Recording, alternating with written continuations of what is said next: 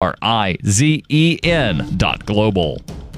Reuters reports Supreme Court justices delving into the issue of aging prisoners with dementia struggled on Tuesday over whether a convicted Alabama inmate should be spared the death penalty because strokes have erased his memory of committing a murder. 68-year-old Vernon Madison was convicted and sentenced to death for fatally shooting a Mobile police officer in 1985. During an hour of arguments, the justices heard from both Alabama and Madison's attorneys that severe cognitive decline could preclude a state from executing inmates who cannot understand what was happening to them. But it remained unclear whether the justices will decide Madison fits that criteria. The justices on the second day of their new term must determine whether executing Madison would violate the U.S. Constitution's 8th Amendment prohibition against cruel and unusual punishment. A ruling is due by June. Liberal Justice Stephen Breyer, a death penalty critic, said there are many aging inmates who, like Madison, have spent decades on death row. Breyer said, so this will become a more common problem. The Supreme Court had previously imposed limits on capital punishment for mentally incompetent or intellectually disabled people. Madison suffered several strokes in recent years, resulting in brain damage, dementia, and memory impairment, according to court papers. He is legally blind, cannot walk unassisted, and speaks with a slur. The dispute centers on whether Madison can understand the connection between his crime and the planned punishment. The state of Alabama had said Madison can understand the link. A federal appeals court ruled last year that he cannot. The justices ruled last year that Alabama could execute Madison, but on January 25th, they then halted his execution and a month later agreed to hear the case. Attorneys for Alabama and Madison told the justices memory loss alone cannot exempt someone from execution.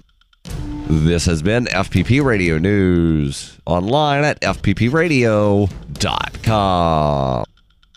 According to a groundbreaking new study published Thursday in the New England Journal of Medicine, psychologists have discovered that the average person, while ostensibly appearing to be normal and mentally sound in their day-to-day lives, immediately becomes a deranged psychotic when alone at home. We observed hundreds of subjects with successful careers, numerous friends, and loving families. Perfectly normal. But as soon as they were at their homes by themselves, they began presenting behavior consistent with those suffering from dementia, schizophrenia, and various other acute mental illnesses. Researchers illustrated the study's findings with footage of 29-year-old test subject Brian Temple, who, despite having a steady job and maintaining an ordinary social life, exhibited increasingly erratic and unstable activity from the moment he was alone in his apartment, including dancing in his kitchen to no music whatsoever. Eli's coming!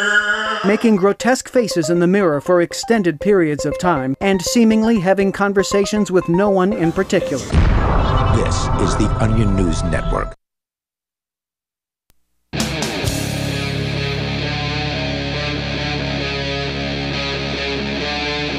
Free Talk Live. It is Free Talk Live. You're invited to join us here. Our toll-free number for you is 855-450-FREE, like freedom. That's 855-450-3733. Also, we've got the Discord on-air call-in line rooms available to you. They will make you sound almost like you're sitting here in the studio with us. Tonight, in the studio with you, it's Ian. And Conan. And Darryl. Of course, you can take control of the airwaves and bring up anything. That's the point of the show, but we always bring things to the table that we think you're going to find interesting. And we're starting out tonight with a story that almost everybody can probably relate to unless you don't have a smartphone. And there are still some people that don't. There's still some folks with There's like 3 of them. I wonder if these came through on the dumb phones. This 2:18 Eastern Time this afternoon, there was this so-called presidential alert test. The first nationwide test of the wireless emergency alert system.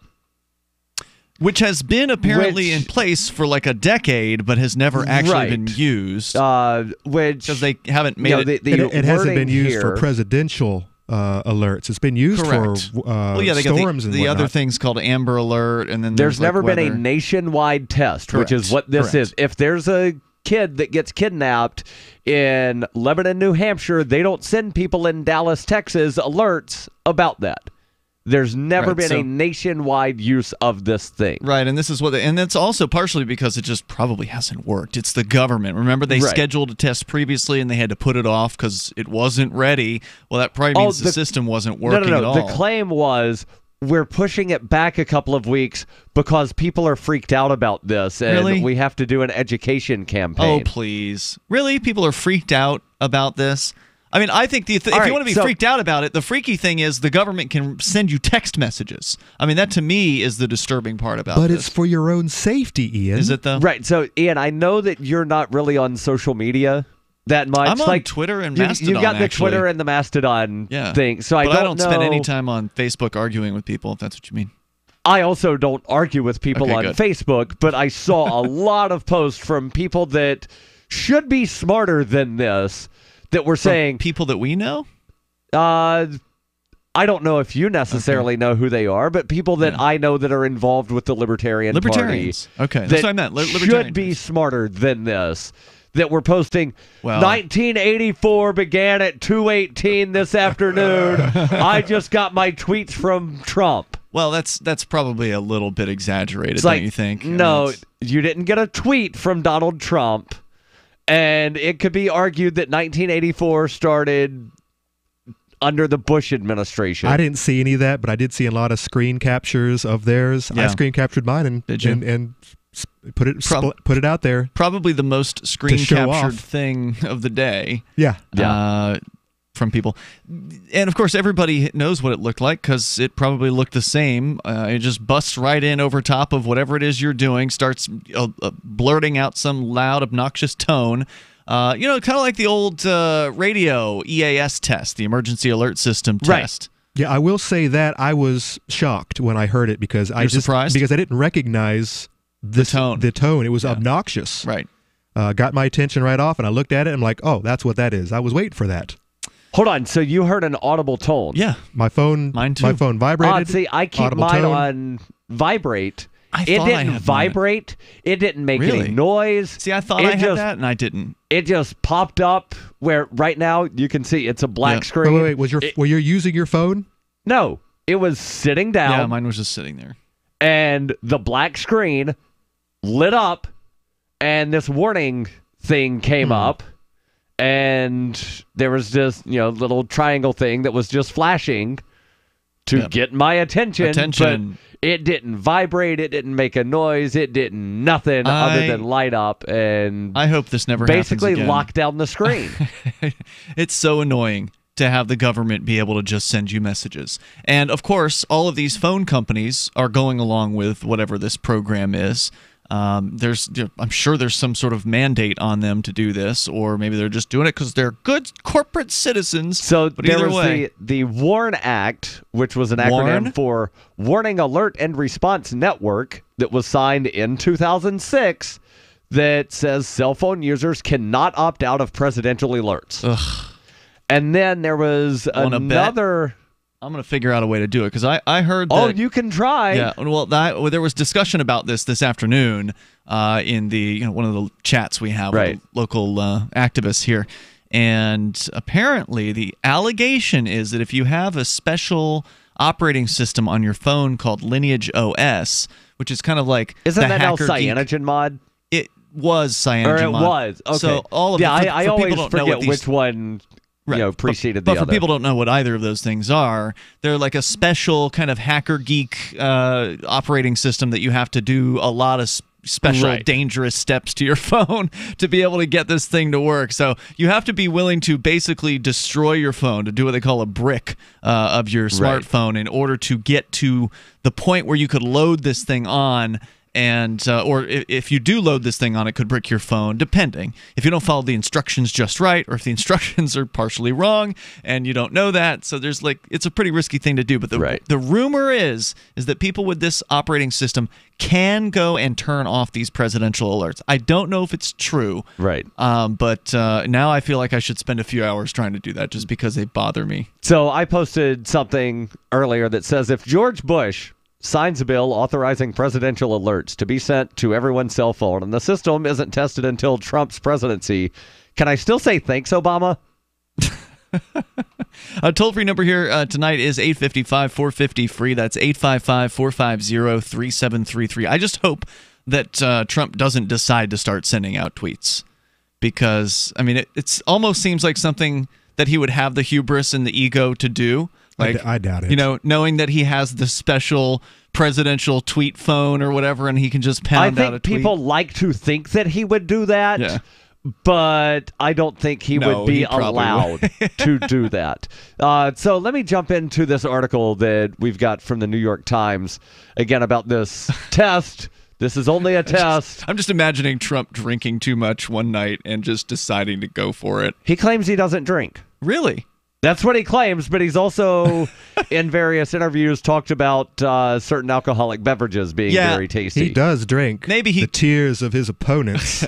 Maybe he quit drinking at some point, but it's hard to imagine somebody, living in Vegas and or New York City and, running in the circles he ran in. Gillette says he doesn't drink. True. He lives in Vegas. Yeah, that's a good point. So, again, at 2:18 p.m. on Wednesday, cell phones across the United States emitted the ominous ring of an emergency presidential alert. It was the first nationwide test of a wireless emergency alert system designed to warn people of dire threats like a terrorist attack, a pandemic, or a natural disaster. The alert read, "This is a test of the National Wireless Emergency Alert System. No action is needed." And here's the part that I missed. 2 minutes later, televisions and radios broadcast test alerts. There was no notification plan for landlines. So it sounds to me from the opening paragraphs of this New York Times article that maybe people with dumb phones got some kind of alert as they well. They might have gotten a blast. So this was some sort of multimedia coordinated test. In fact, I found out about this afternoon with the radio thing, because I was calling radio stations, as we do, Darryl, to try to pitch Free Talk Live. And this week, actually, there's interesting news. A longtime weekend talk radio show called Money Talk with a guy named Bob Brinker ended production all of a sudden. Basically, there didn't really seem to be any kind of heads up, like, hey, this guy's going to retire. Just the news came out on Monday that, hey, this guy's done. And so that means there's like 200 radio stations that we've got to call here this week. That we need to talk to and pitch Free Talk Live to them. So that's why I was on the phone this afternoon. I called one guy up shortly after the test happened, and he was just grumbling about how he's got to fill out a stack of paperwork for this particular test. I guess it's different than your typical EAS test, because probably normally, I've worked in radio. I've been there when these EAS machines go off. Normally, it's just picking up a signal from one of their other machines, and they sort of daisy chain them, from what I understand, in an area. And that's it. I don't think there's much logging that is done. If there is, it's automated. So he was complaining because apparently this one was a stack of bureaucratic paperwork that he had to jump through. Yay. More coming up here in moments. 8:55, 450, free like freedom. You can join us on the radio. This is Free Talk Live. From the third letter of Captain Mark. The Crown's observation conditions us to be dishonest with ourselves. Therefore, constant surveillance produces a society of constant deception. Honest communication is the seed of civilized conduct. To deny us this seed is to deny us its fruits. But the Crown's primary objective is to stifle free thought itself, to make its subjects incapable of dissent. Seasoned pirates have always encrypted messages and codes and ciphers, so intercepted transmissions were incomprehensible. But today, the Crown possesses advanced tools of pattern recognition that document, profile, and predict our every move. Today, piracy requires hailing frequencies completely invisible to the Crown. We are tired of poltergeists in the static. Looking for a community of like-minded scoundrels, or just want some swag to let the Crown know what you think of it? Join the conversation at pirateswithoutborders.com. What's more profitable, running your business or doing bookkeeping? Doing your business, of course, but you want to keep your books so that you can maximize your tax savings, right? What if I told you that there's a person that's a bookkeeper, accountant, and law school graduate that's also a hardcore libertarian? My name is Melanie Johnson, and I hate the state. I will aggressively help you to minimize your tax exposure and maximize profits, all while staying within the law. Melanie's your best choice for your taxes and bookkeeping needs. Go to tax.freetalklive.com and check out our website, tax.freetalklive.com. Zencash has changed their name to Horizon to better represent their transition from a cryptocurrency to a pioneering platform that protects consumer data. They are working towards the day when anyone will be able to build privacy-based applications on the Horizon platform. The unique spelling of Horizon is a nod to their heritage and recognizes that they remain committed to the vision that their project was built upon. Their coin and ticker symbol remain ZEN. Learn more at horizon.global and join the Horizon community. HORIZEN.global. Is spreading the message of liberty, cryptocurrency, and peace around the globe worth $2 per month to you?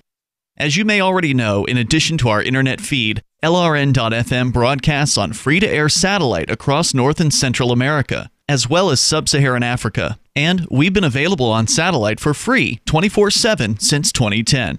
The LRN.FM free-to-air satellite signal is reaching some of the most oppressive regimes in the world, and there's no doubt our ideas are making an impact. You can learn more about the channel's impact by watching the 3-minute video at fund.lrn.fm. If you'd like to help free minds globally with our ideas of liberty, cryptocurrency, and peace, you can donate as little as $2 per month via fund.lrn.fm. You can help us continue and expand our satellite broadcast to multiple continents. Visit fund.lrn.fm today, and thank you for your help. Don't forget to share the link on social media. That's fund.lrn.fm. There are lots of ways to listen to Free Talk Live. Our podcast has been around since podcasts began, and now the FTL feed is loaded with content besides our full show archives. Did you know that we make it easy for you to customize your podcast subscriptions? We have different feeds, one that includes only our full shows, one with just the Daily Digest, and one with just the Edgington Post. You decide what you listen to. It's quick and easy to customize your feeds at feeds.freetalklive.com. That's feeds.freetalklive.com. So you've signed the Shire Society Declaration and are planning your move to New Hampshire to be around more liberty-oriented people. Next, sign up for the Shire Society Forum at forum.shiresociety.com. There are a bunch of people there who are already in the Shire, and they want to meet you. If you're already in the Shire physically, you should also come by the forums. Remember, not everyone uses Facebook. New people are signing up for the Shire Society Forum every month, so drop in and say hello at forum.shiresociety.com.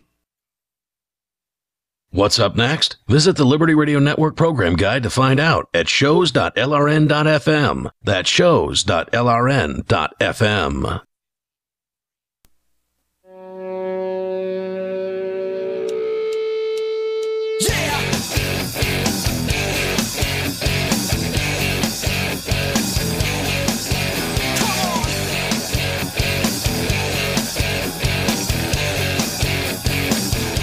It is Free Talk Live. You dial in toll free if you want. You can do that. Our number is 855-450 free. That's 855-450-3733. Tonight, it's Ian. And Conan. And Darryl. We got free money.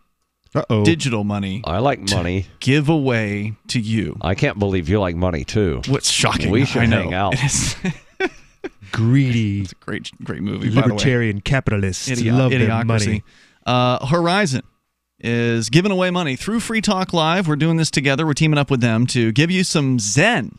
Now, over the last 8 weeks, Free Talk Live has given away over 11 Zen. That's what, 20? Was it right now? $20 a Zen? About 16, between 16 and 17. Okay. So we're now giving away more of it, except we're doing it by letting you know during the show. We've been kind of doing it in different ways. Yes. So, like, we gave away some to podcast listeners. We gave away some to the radio listeners. And what else? Gave away to amplifiers. So we gave amplifiers, the amplifiers sort of the first shots at winning. Right. And they're still eligible for winning the grand prize. Plus... everybody's eligible at this point. Everybody that has entered is eligible for the grand prize. Plus, you can enter every week. And the grand prize is 2 Zen, but we're going to give away, what, 1 Zen? The next one, I think, is like 1.5. 1.5. Right, okay. so we're bouncing the amount between like 1 and 1 3/4. I see. All right. But you're going to get more than a Zen. You're going to get at least a Zen. Yes, at least a Zen. If you win this. Now, here's how it works. To enter this next giveaway...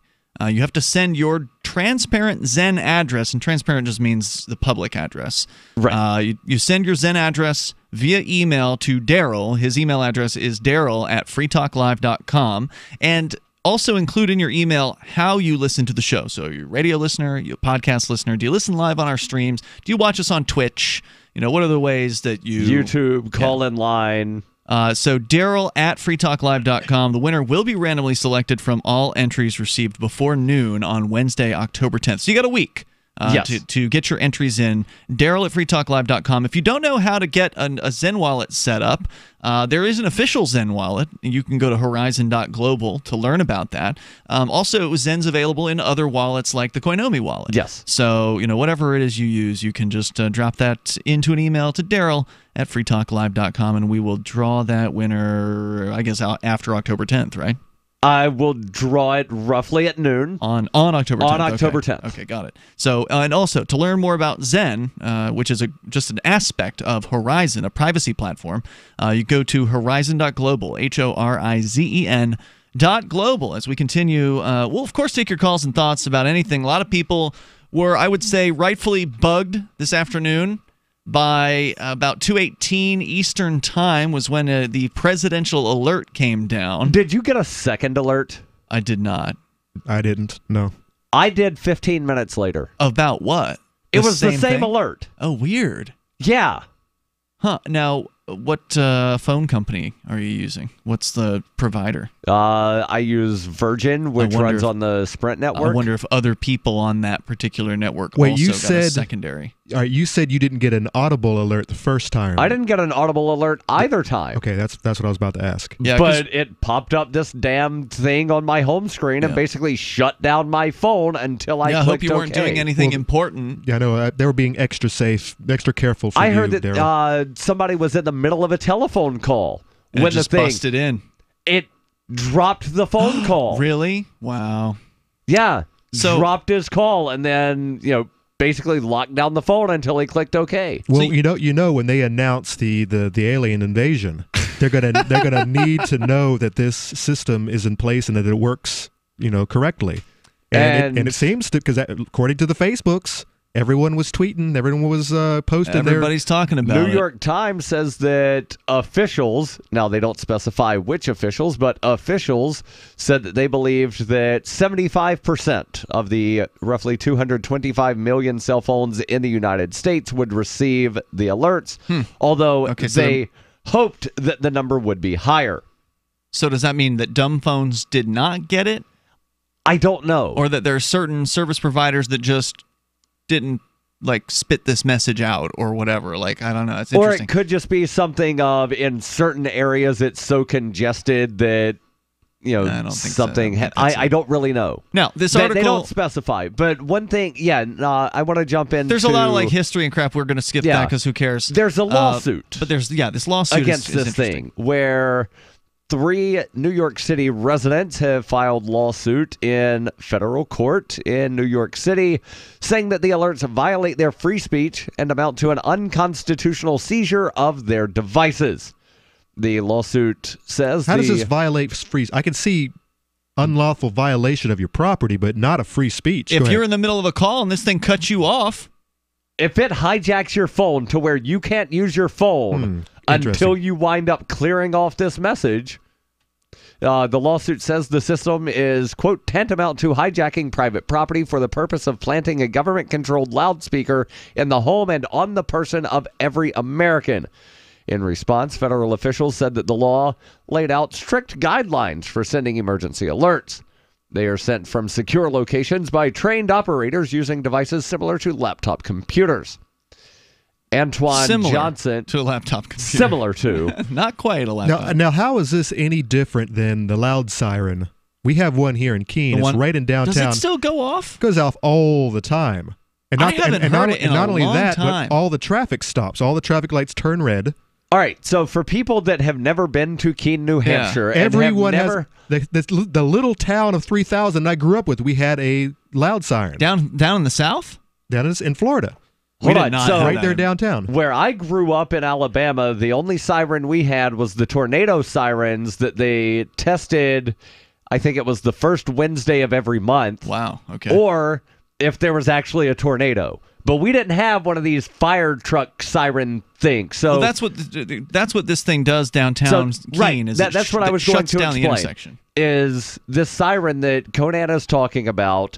We've got this weird thing that's kind of like a traffic circle. That's not a traffic circle. It's a cluster.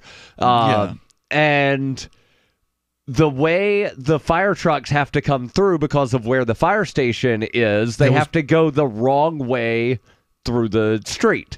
So this siren goes off, and then it turns all the lights red so that the fire truck can pass safely and not run into cars. Yeah, and people live right there. I can only imagine. Man, I can only imagine the apartment complex right next to that siren, just going off at all hours. How is that not a violation of their private property? But it's been so long since I've heard it, and I used to hear it all the time, Conan. I don't know if it's still there. I wonder if it is. When's the last time you heard it? Hold on. So the last time I was in Central Square, there was a fire truck that went the wrong way through the intersection. Right, but did the siren I go don't off? recall hearing the siren. I think they took it down, because I remember being there when the same thing happened recently. Right, and it was looking during that, over. not a protest about the smoking thing, where the guy didn't want anybody holding signs. Maybe that just obnoxious sound is just ingrained in my brain, and I just can't get it out. I looked over when this was going on, and I looked for the siren, because I remember noticing the fire truck was coming in, and I didn't see the speaker anymore, so I don't know about that. But either way, it's really obnoxious. More coming up here. This is Free Talk Live.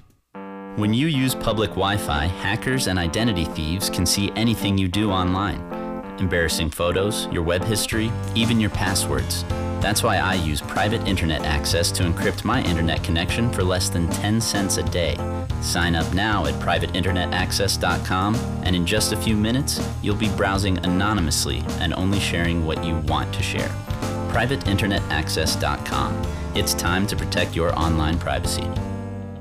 The United States of Empire is a book that claims the United States is the empire of the world. George Washington had warned us against foreign wars. The United States of Empire shows that World Wars I and II left England broken. Its former colony, the U.S., had to save the empire. Was there ever a vote? Who do we fight for? The deep state began with World War I. The United States of Empire by James Dunn. Available at Amazon Books. Hi, I'm Derek J. To me, an activist's calling is to actively work to advance a cause. The cause for which I work is personal freedom. I believe my life is best when I engage in voluntary interactions and self-government. I reject the idea that anyone else has a higher claim to my life or my body than I do. I see people who call themselves the government as a threat to my personal freedom. I realize you may feel differently, but my relationship with the people who call themselves the government is completely involuntary. If Starbucks used some of its money to drop bombs, I wouldn't shop there. So why would I support the American empire? The empire does not require my consent. Derek J's Victimless Crime Spree. Watch it for free and order the Director's Cut DVD at victimlesscrimespree.com.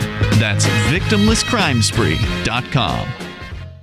The new 4th edition of Healing Our World, The Compassion of Libertarianism, will take your understanding of liberty to a deeper level and has over 1,300 updated references, new cartoons, and a foreword by Dr. Ron Paul. With discounts for multiple book purchases, the 4th edition of Healing Our World is a great gift for the liberals, pragmatists, environmentalists, and Christians in your life who think libertarianism is cold-hearted. Get yours today at healing.freetalklive.com and use promo code FTL for a $5 discount. LRN.FM now has a Discord. Discord is a free text and voice chat platform, and we now have our own server with a bunch of channels at discord.lrn.fm. You can join other listeners as they chat about various things during our live shows, or anytime, day or night. Discord software is available cross-platform, so you can have it on whatever device you want and take your chats anywhere. Join our Discord at discord.lrn.fm. That's discord.lrn.fm. On Free Talk Live, we're bringing people to the ideas of liberty every day. From wrestling superstars like Glenn Jacobs. You guys really are having an impact, I believe. Like I said, a lot of where I am now is due to listening to Free Talk Live. You changed my mind on some very important issues years ago. To random people tuning in on the radio. I was kind of stuck in the left-right paradigm. I heard your show by chance on a Saturday night. From there, I went on, joined the Free State Project, and become an amplifier. So, I mean, that's really the reason why I amp is because I know that if it wasn't for you guys being on as many stations as you are, I never would have found the ideas of liberty. Your AMP will directly change more lives by getting Free Talk Live in front of people looking for talk radio online and on the air. When you AMP Free Talk Live, you get perks like access to the AMP-only Facebook group and AMP podcast. Visit amp.freetalklive.com.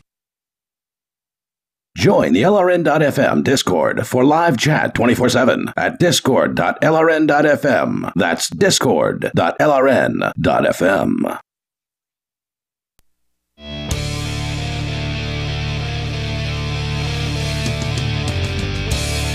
It is Free Talk Live. You're invited to join us on the radio here. Our toll-free number is 855-450-FREE. 855-450-3733. With you tonight, it's Ian. And Conan. And Darryl. Don't forget, we've also got the Discord on-air call-in lines. Those are open and available to you. You're welcome to comment, of course. Bring up whatever you want. You don't have to talk about the annoying presidential alert thing that happened today at 2:18 for most people, although apparently, Darryl, you're reading some online reports saying that not the case, at least to somebody you know. Was it Alabama? Yeah, so one of my cousins actually says that she didn't get it, and so I asked what type of phone. She says, just a normal iPhone.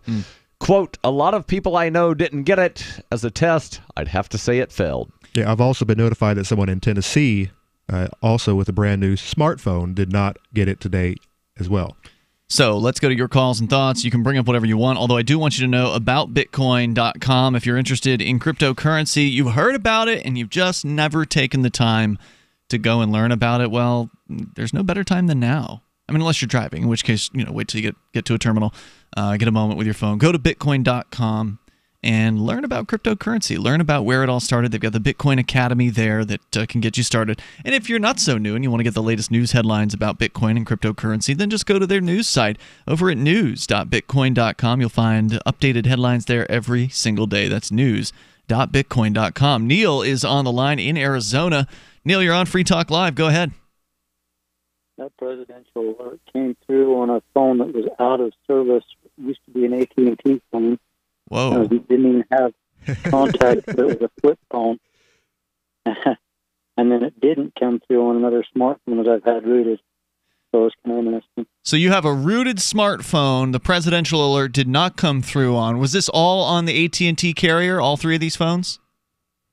No, there's just two of them that I was thinking of. One is on a Walmart plan, and it did not come through. So, but you did get it on a flip phone. Now, would you describe the flip phone as a dumb phone? Like it's not a smartphone? It doesn't have Android or anything like that on it? No, it's just a Kyocera flip phone. And you're saying that came through even though that phone is no longer active, supposedly. It doesn't have a line. You can't pick up that phone and dial out. You can call 911 on it. That's why I keep it on sometimes. So if I have an emergency, so it still connects to, and that's what you can see whenever you turn one of these phones on. If it doesn't have service, you can still see it's communicating with a tower somewhere. It's just that you don't have whatever access code you need to have to actually be able to dial out, which is why 911 will work, and apparently these presidential alerts will work, but that's about it. Neil, thanks for the feedback. Appreciate any thoughts on, was this an annoyance to you, or do you think that this is a good thing? I opt out of them whenever I can. I'm with you. Thanks for the call, dude. I appreciate hearing from you. Toll-free number is 855-450-FREE. But I mean, that's a good point. I mean, let's back up and think about the alerts that we have been receiving over the years. Amber alerts for kids, missing kids and whatnot. Opted out a long time ago. And of course the you hate children? Of course he does. No. He's a libertarian. And of course the storms moving in, growing up in Florida, that was a big deal. I mean, the hurricanes, of course. Last time I checked, I know weeks in advance. Yeah, you don't need a damn phone alert to let you know that there's a hurricane blowing in. Now, tornadoes in the Midwest might be a different. I could see that being useful. Or forest fires that crop up immediately. But usually, you have a whole lot of time in advance to plan ahead. And I don't really object to the idea of a missing child alert necessarily. But the problem is, you give the government an inch and they're going to take a mile. Oh, yeah, this is cumulative. This is what's next. What's the next move? We already know what's next. Do you remember hearing about the blue alerts? Did you hear about these? Look it up. Maybe they call it something slightly different. This is like blue pill, go back to sleep sheep? Well, no. Blue like the police. So the idea is that they will send out one of these blue alerts when some cop's in danger somewhere. Or when they're I swear doing, to you, this was national news. BlueAlert.us. Or when they're doing a house-to-house siege to check for the two National terrorists Blue that are hiding in the Alert boat. system, operated by the Blue Alert Foundation, is a 501c3 public charity. Apparently they're trying to get some kind of... there was something. There was already something about this. I'm telling you, we reported on this. System started in Florida, So but it's not a national. It's not a national thing that I can tell. But this BlueAlert.us website mentions this thing that went into effect in Florida. Well, if the police are going to get an alert, they now have 31 states on board. What about the firemen who are more likely to die in duty? How about the and then they're not they're middle of the ground. Let's talk about the foresters and the fishermen and the taxi drivers and the people who really perform dangerous positions, dangerous jobs in their lives. Should we also get them an alert? It's really annoying. Here's the story, or at least not the story, but according to Wikipedia, the National Blue Alert Act of 2013 was a bill that was introduced. The question is, did it actually pass? According to this, it passed the House by a vote of 406 to 2. So it's not clear. Who are the two who voted against it? I will pull that up real quick because I also have the wiki article. But if you read the title, it's to encourage integration of this. It's not to actually create mandate the thing. All right. Well, either way, that's what's next, right? Yeah. Alerts coming to your phone about when cops are in danger. Good God! You know what? And speaking of this blue movement, the two no votes, by the way, were Amash and Massey. Okay. I deliver mail in north of us. Yep. Kind of in the woods. It's kind of a mixture of conservatives and a lot of liberals. It's very half like the entire country, really.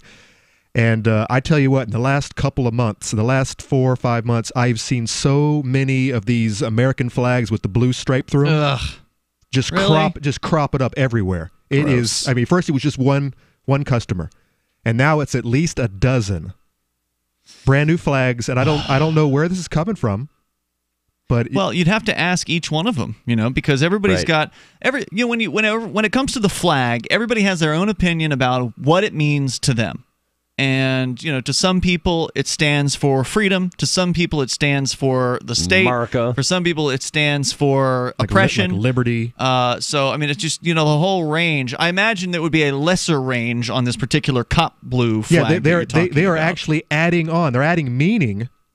I mean, and recolorizing. Try to defend your representation of the flag, but now you're adding meaning to it. That's something that should not have anything to do with the flag. And one thing that's interesting, a lot of the people that fly this blue stripe flag with slightly different colors. And by the way, it's not red, white, and blue. It's different colors. No, it's like gray and lighter gray. It's black and blue. With a blue stripe through it. It's black with the blue stripe. Yeah. But a lot of the people that fly this are also the people that will say, well, the flag code says you can't do this to desecrate blah, da, da, da, da. And what are they doing? Technically, you're violating the flag code yourself. Well, but they're going to claim that it's different, right? Yeah, maybe that's why they changed the red, white, and blue to gray. They're just claiming it's a different flag, aren't they? But the flag code is written in such a way as to where anything with some stars and some stripes is considered a representation, really? And therefore. But there's no criminal penalties attached to the flag code. I think it's a violation of intellectual property. I think the United States should sue these people. Take them all to court. Can't. Government creations cannot be copyrighted. Yeah. So one more thing that's interesting about these alerts. Remember back in January when some bureaucrat in Hawaii sent out that there's an incoming missile. Yeah. Was it a bureau? Well, it was one of the button pushers. It was somebody from the Hawaii Emergency Management that, because the little drop-down box, and he wasn't paying attention, he clicked the wrong box in the drop-down. Yeah, I find that very hard to believe. I find it very, very hard to believe that you could set off that warning with a single button push. I call bull crap. It wasn't a single button push. He had to move a mouse and click something and then hit a button. And there's no passwords. There's no needing verification. Needing two supervisors to turn the key at the same time. I call BS on that. All right, that was fear mongering. That was to keep those people in a state of fear. Like our co-host Mark Edge was actually in Hawaii on a cruise at the time, and people freaked out. Yeah. There's more coming up here. 855-450-FREE, 855-450-3733. Free Talk Live. Bitcoin.com wants you to know about SaveItPurse.com. Since launching in 2014, over 200,000 users have saved an average of 15% for a combined $4 million using Bitcoin, or BTC. And now you can use Bitcoin Cash, BCH, to fund your account. You can save between 5 to 33% on things you're going to buy anyway when you shop using SaveItPurse.com. Add items to your cart, fund your account, select your discount, and save. SaveItPurse.com. Save ATPurse.com. Your property and your family are precious. Protect them with Blink, like we have. Blink motion-activated HD cameras are wire-free, set up fast, and their batteries last up to 2 years. And Blink's live feed option lets you monitor what's happening at home, anytime, anywhere from your smartphone. No contracts, no subscriptions, and Blink works with Alexa. You can get 3 Blink cameras for way less than the other guys, plus an extra 15% off. Visit blinkprotect.com/FTL. blinkprotect.com/FTL. Times are changing. The circus of politics, healthcare's low standards and high prices, and let's not forget food quality. What to do? Arm yourself with Life Change Tea at GetTheTea.com. In a world of chemical imbalance and poor air and water quality, it's time you make a move. Log on to GetTheTea.com and stock up on organic non-GMO supplements. Don't forget the tea. Cleansing your body never felt so good. And we have a brand new tea called Takedown Tea, which helps support healthy glucose. All natural body support so you can be at your best, naturally. All you have to do is log on to GetTheTea.com. That's GetTheTea.com. We're not a fad that comes and goes. We are the real deal. Join us and armor up. GetTheTea.com. That's GetTheTea.com. Changing America's health one tea bag at a time. The Free State Project has reached its goal of 20,000 liberty lovers who've pledged to move to New Hampshire and get active to achieve liberty in our lifetime.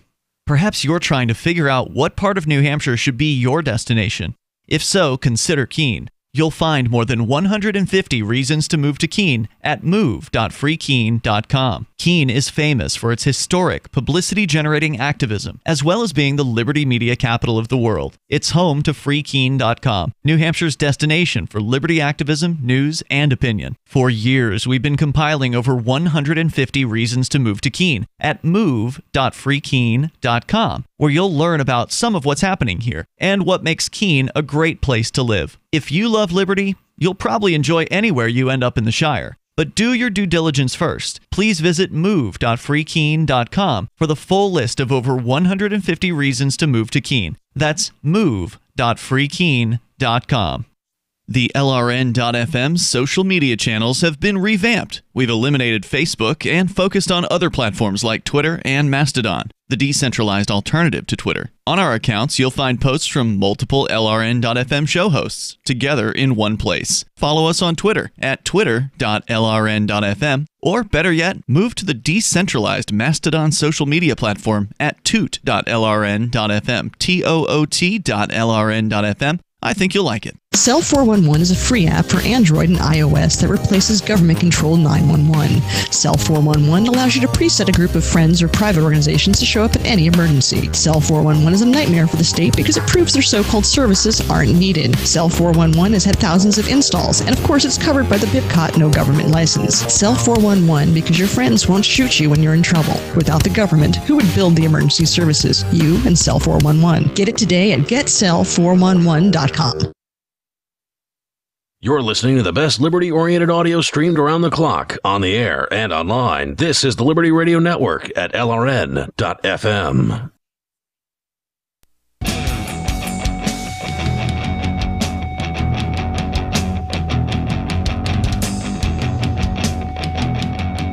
It is Free Talk Live. You can dial in toll free, bring up whatever you want. Our number here is 855-450-FREE, like freedom. That's 855-450-3733. Also, the Discord on-air call-in line rooms are open and available to you. Just go over to discord.lrn.fm. But you need to have the Discord app installed first. And it's a way for you to upgrade your call quality. If you're calling the show on the phone lines, that's fine. But if you want to sound like you're sitting here with us, then just grab the Discord app. It's a free app. It's a chat app. 90% of the time, you can just use it to chat with people in the various different chat rooms that we have on our Discord server at discord.lrn.fm. But during our live show, you can actually use that app to call in. And the way you do that is by joining the top rooms of the server, which are called on-air call-in line. You just join one of those rooms. We'll notice you in there at some point. We'll join you, and we'll put you on the air, and you'll sound great. And the best thing about it, no presidential alerts go through Discord yet. Yeah, but that doesn't mean they won't bust in on top of you if you're in the middle of a phone call. I mean, who knows how often this system is going to end up getting used. I mean, how would they do that? I'm glad you asked. How would they use it? So you're using the voice chat in Discord. Mm-hmm. If you're using it on your phone, it just seems to have priority. It hijacks your phone. I forgot all about that. People using it priority. It just takes over. People using it on their phone. New York Times article says the law specifies that the test must be done at least every 3 years. Okay. So in 2021, we'll get it again. Not unless I can get some kind of operating system on my phone that stops it from happening, which I'm going to work on. The toll-free number, again, if you want to join us here, 855-450-FREE, or if this lawsuit that hasn't already been kicked out of court is in some way successful, where these folks are claiming that they have a free speech right that is being violated by the presidential alerts. Not yet been scheduled for a hearing, according to Politico. If, for instance, you remember the movie Forrest Gump, where, I think Forrest is giving a speech, and then some activist comes over and unplugs the speaker? Oh, it wasn't an activist. And he delivered. It was military. Right? That's right. So he was dressed up in his military stuff, and he just sees a line and he stands in it, because in the book he has a quote about, if you see a line, stand in it. Chances are nothing bad's going to happen. And so they get him up on stage at the anti-war rally to talk about what happened in Vietnam. That's this whole other country. And so he's explaining what happened, and some military guy unplugs the stuff. Right. And Forrest, apparently not realizing that nobody can hear him, keeps talking. Tells the whole story. And by the time they plug him back in, he's done. That's all I got to say about that. And whatever he had said, he left the whole front of the audience just dumbstruck. Yeah. Whatever they had heard, it was just, they were in awe. Great movie, and then he saw Jenny running through the reflecting pool, and I haven't watched that movie in a long time. And then he runs out and. So my point being, though, if a government agent infringes on your freedom of speech by disconnecting you from your conversation, even if later on they're like, "Oops, sorry, it was just a test. Here you go. You can you can talk to the person again that you were talking to." Well, what if you were having a super critical conversation? What if you were about to sign, a big deal or something? You're in business and you're about to close a deal. What if you were apologizing to somebody? What if you were asking somebody to marry you or something like that, right? What if something really important is happening? I mean, not to say that one form of speech is more or less important than another, right? But and then you're interrupted by some presidential alert. Yeah, I think we're going a little extreme on this, but what do you mean? Well, I mean, it didn't actually cut your call off. It just. Isn't that what you said? The reports that I heard were people that were on telephone calls had their calls dropped. Well, I'd like to see those reports. Okay. Because I've had indicators go off. Other apps go off while I was on a phone call. This isn't just an app.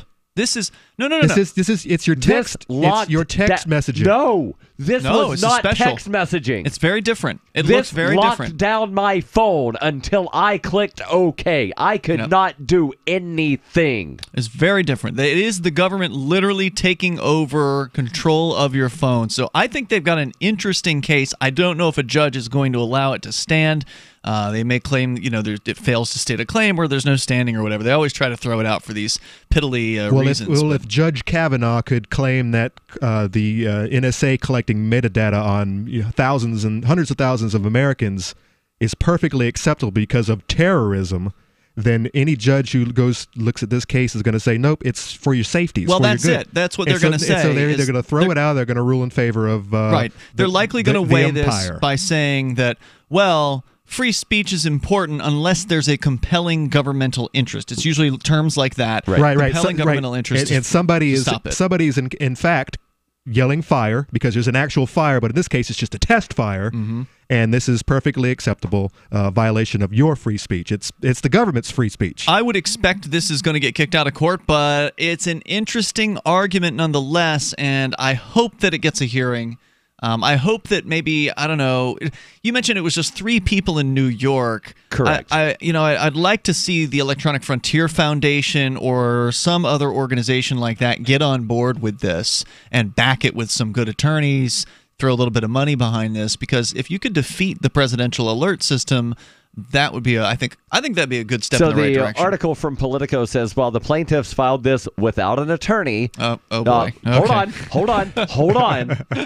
One of the members, and they only give the last name in this final piece of the thing. And did they already start a GoFundMe? Hold on. One of the members, a freelance photographer and journalist who has worked for major New York City newspapers, has had success on previous litigation that he has brought on his own. All right. Well, that's good. A suit he filed in 2015 against the New York Police Department over its media credentialing policies cleared a major hurdle last year when a federal judge rejected the city's motion to dismiss the case. His case has won the backing of professional press photographers and is now being pursued by First Amendment attorneys. Interesting. So at least one of the people involved knows here what he's doing. Knows what he's doing. A federal court's a whole other ball of wax besides, state court. But either way, I hope this pans out. And maybe we'll get a heads up when it happens. Although if you hear about some sort of development, you want to share it with us, please get on the phones anytime you want. Shoot us an email. Bring this to our attention. You can drop stuff on our chat room as well. We've got actually a special chat on the Discord server that actually allows you to suggest news stories, show prep, stuff for us to talk about on the air. And there's been a bit of a reorganization in the last couple of days on our chat server. Yeah, you're getting some flack for that. Flack? There's always somebody complaining about something. Yeah, no one likes change. Right. Everyone wants it to be the way that it was.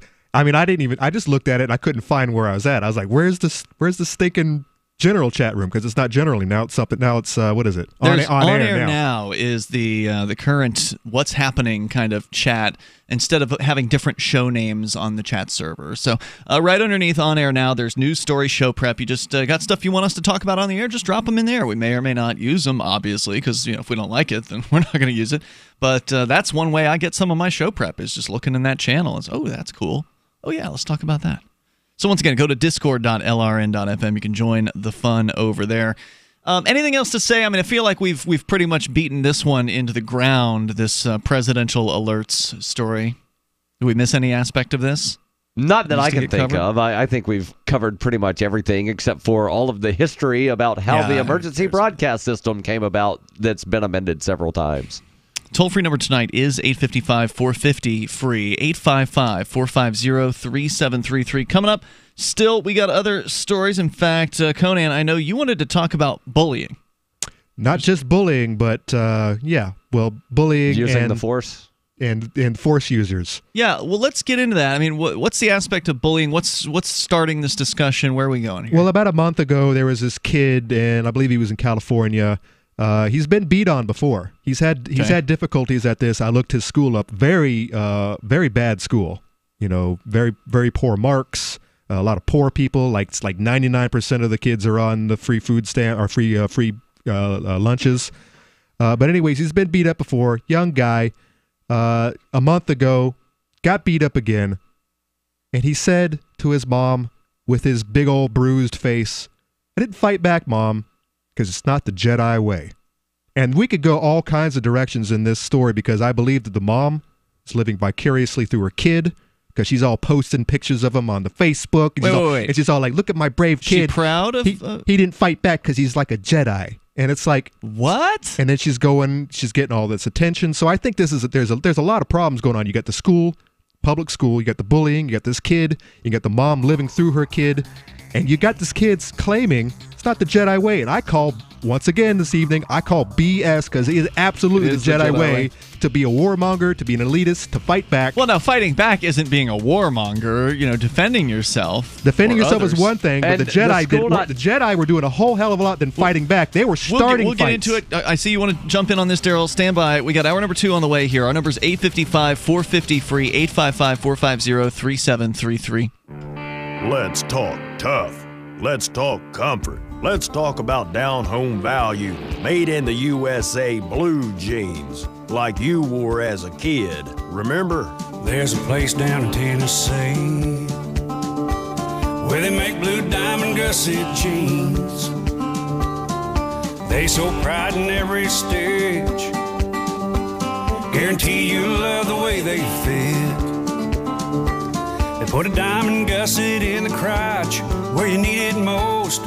Blue diamond gussets got it, others don't. For good old-fashioned comfort, get diamond gusset jeans. Every stitch guaranteed. And our Defender motorcycle jean comes Kevlar reinforced. See them at GUSSET.com, that's gusset.com, or call 888-848-7738. That's 888-848-7738. Diamond gusset jeans got it, others don't. We've all heard about blockchain assets like Dogecoin, Ether, and Ripple. Bitcoin isn't the only player in the blockchain game any longer. And for those of us wondering how to get our hands on these digital assets, finally, there's a solution. Shapeshift.io allows you to buy and sell between your digital assets and Bitcoin instantly between your own digital wallets. I've used it with ease. Shapeshift.io. There's no account or email address needed. You send them the crypto you want to sell. They send back the crypto you want to buy. It's that easy. Shapeshift.io. Did you know we've taken our LRN.FM telephone listen line to a new level with the LRN.FM audio on demand line? Now you can call 712-770-8447 anytime and listen to LRN.FM's live feed. And you can listen to a bunch of our original shows on demand. Long distance fees may apply. Just dial 712-770-8447 and choose from the menu. 712-770-8447. You're listening to the live edition of Free Talk Live. Hour number 2 is next after the news here on the Liberty Radio Network at LRN.FM. From Keenan-Shire, the Liberty Media capital of the world, this is Darryl W. Perry, host of FPP Radio News for Wednesday, October 3rd, 2018. Silver is trading at $14.72 per ounce. Gold is valued at $1,203 per ounce. Zen is trading at $16, and the average price of Bitcoin is $6,483. Antiwar.com reports conflicting reports have emerged on a Monday incident in which an airstrike in the Helmand province of Afghanistan hit Afghan security forces. The Afghan officials claimed Monday it was a U.S. attack, but U.S. officials are apparently claiming it was an Afghan warplane. Initial reports said only one soldier was killed, but by Tuesday the reports had said 6 Afghan soldiers were killed. They also said the airstrike was not against a patrol as previously hinted, but hit an Afghan military base in Nad Ali district. This makes more sense as to why initial reports speculated a militant group fired a missile, since it would have hit a stationary base, not a patrol. It would be curious for either U.S. or Afghan planes not to know where the base was, however. As with most of the Helmand province, Nad Ali district is heavily contested between government and Taliban forces. The Taliban has a substantial presence across Helmand, a province that is important for the opium poppy trade. In 2115 New England, there are no borders, no states, and no regulations, yet never has a more peaceful and prosperous place existed. Faced with the prospect of waning power, Mr. Drake intends to replace the anarchy of New England with a government. Anarchy in New England by Joe Jarvis is available from Amazon.com and all major bookstores. UPI reports Amazon announced Tuesday it will raise its minimum wage for all workers in the United States to $15 per hour beginning next month. The wage hike will benefit 250,000 workers and 100,000 seasonal employees this holiday season, according to the company. All full-time, part-time, temporary, and seasonal employees will receive the raise beginning November 1st. Amazon has 575,000 employees worldwide. Amazon founder Jeff Bezos said, "We listened to our critics, thought hard about what we wanted to do, and decided we want to lead. We're excited about this change and encourage our competitors and other large employers to join us." The company's announcement on Tuesday came after the city of Seattle, Amazon's home base, also raised its hourly wage to $16, taking effect January 1st, and covers any company with at least 500 employees. Companies with fewer employees must pay a minimum wage of $15 or $12 per hour plus another $3 towards benefits. Zencash is now Horizon. Horizon is a privacy platform built on zero-knowledge technology with a decentralized secure node architecture. The Horizon platform enables real-life uses beyond currency, including the ability to privately chat with other people. Soon, Horizon will enable you to publish information and go anywhere on the web, all with complete privacy. Horizon, bringing privacy to life. Learn more at horizon.global. HORIZEN.global. Reuters reports Supreme Court justices delving into the issue of aging prisoners with dementia struggled on Tuesday over whether a convicted Alabama inmate should be spared the death penalty because strokes have erased his memory of committing a murder. 68-year-old Vernon Madison was convicted and sentenced to death for fatally shooting a Mobile police officer in 1985. During an hour of arguments, the justices heard from both Alabama and Madison's attorneys that severe cognitive decline could preclude a state from executing inmates who cannot understand what was happening to them, but it remained unclear whether the justices will decide Madison fits that criteria. The justices on the second day of their new term must determine whether executing Madison would violate the U.S. Constitution's 8th Amendment prohibition against cruel and unusual punishment. A ruling is due by June. Liberal Justice Stephen Breyer, a death penalty critic, said there are many aging inmates who, like Madison, have spent decades on death row. Breyer said, so this will become a more common problem. The Supreme Court had previously imposed limits on capital punishment for mentally incompetent or intellectually disabled people. Madison suffered several strokes in recent years, resulting in brain damage, dementia, and memory impairment, according to court papers. He is legally blind, cannot walk unassisted, and speaks with a slur. The dispute centers on whether Madison can understand the connection between his crime and the planned punishment. The state of Alabama had said Madison can understand the link. A federal appeals court ruled last year that he cannot. The justices ruled last year that Alabama could execute Madison, but on January 25th, they then halted his execution and a month later agreed to hear the case. Attorneys for Alabama and Madison told the justices memory loss alone cannot exempt someone from execution. This has been FPP Radio News, online at fppradio.com. Citing their effortless physical strength, affability, and notable base tans, reports from the country's pools, lakes, and beaches have indicated that once again, the nation's Blakes coasted effortlessly through this year's seasonal lifeguard tryouts. Onion reporters spoke with Cincinnati Centennial Pool's manager, Charles Walker, about the exceptional performance of his Blakes. We always see strong performances from Blakes, but this year's crop did especially well. Blake D did the 25-yard underwater swim in 86 seconds. Blake S and Blake C both carried subjects 40 yards without breaking a sweat. In addition to qualifying as pool managers and certified aquatics instructors, the nation's Blakes significantly outshined the nation's stewards in swimming, performing CPR, diving, and glistening. I'm definitely looking forward to being a lifeguard this summer. I heard the test was kind of hard, but it was actually kind of easy. Our Kaylas are looking pretty strong too. As long as we have a few Blakes and Kaylas out there on the weekends, we'll be set. This is the Onion News Network.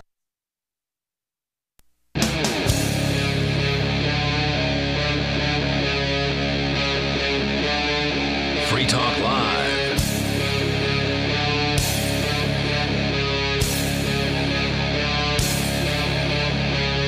This is Free Talk Live. We're launching into the second hour of the program. We got time for you, plenty of it. You can join us here on the radio and take control of the airwaves toll free at 855-450-FREE. That's 855-450-3733.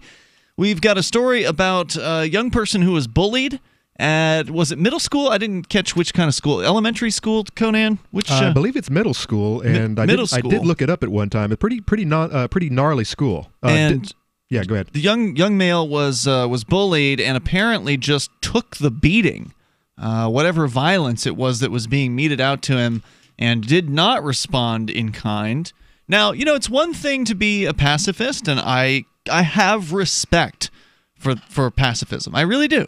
I think that there's some very strong arguments for pacifism. You're talking turn the other cheek pacifism. Yeah. You're getting wailed on, and you're like, all right, here's the other cheek. Here's some more for you. And I think it's an interesting approach. I think it's a principled approach that may or may not be what this young man was doing here, because he ends up citing the Jedi, claiming that the Jedi don't fight back, which, Conan, you are calling BS on. You're saying there's no evidence for that in any of these Star Wars movies, right?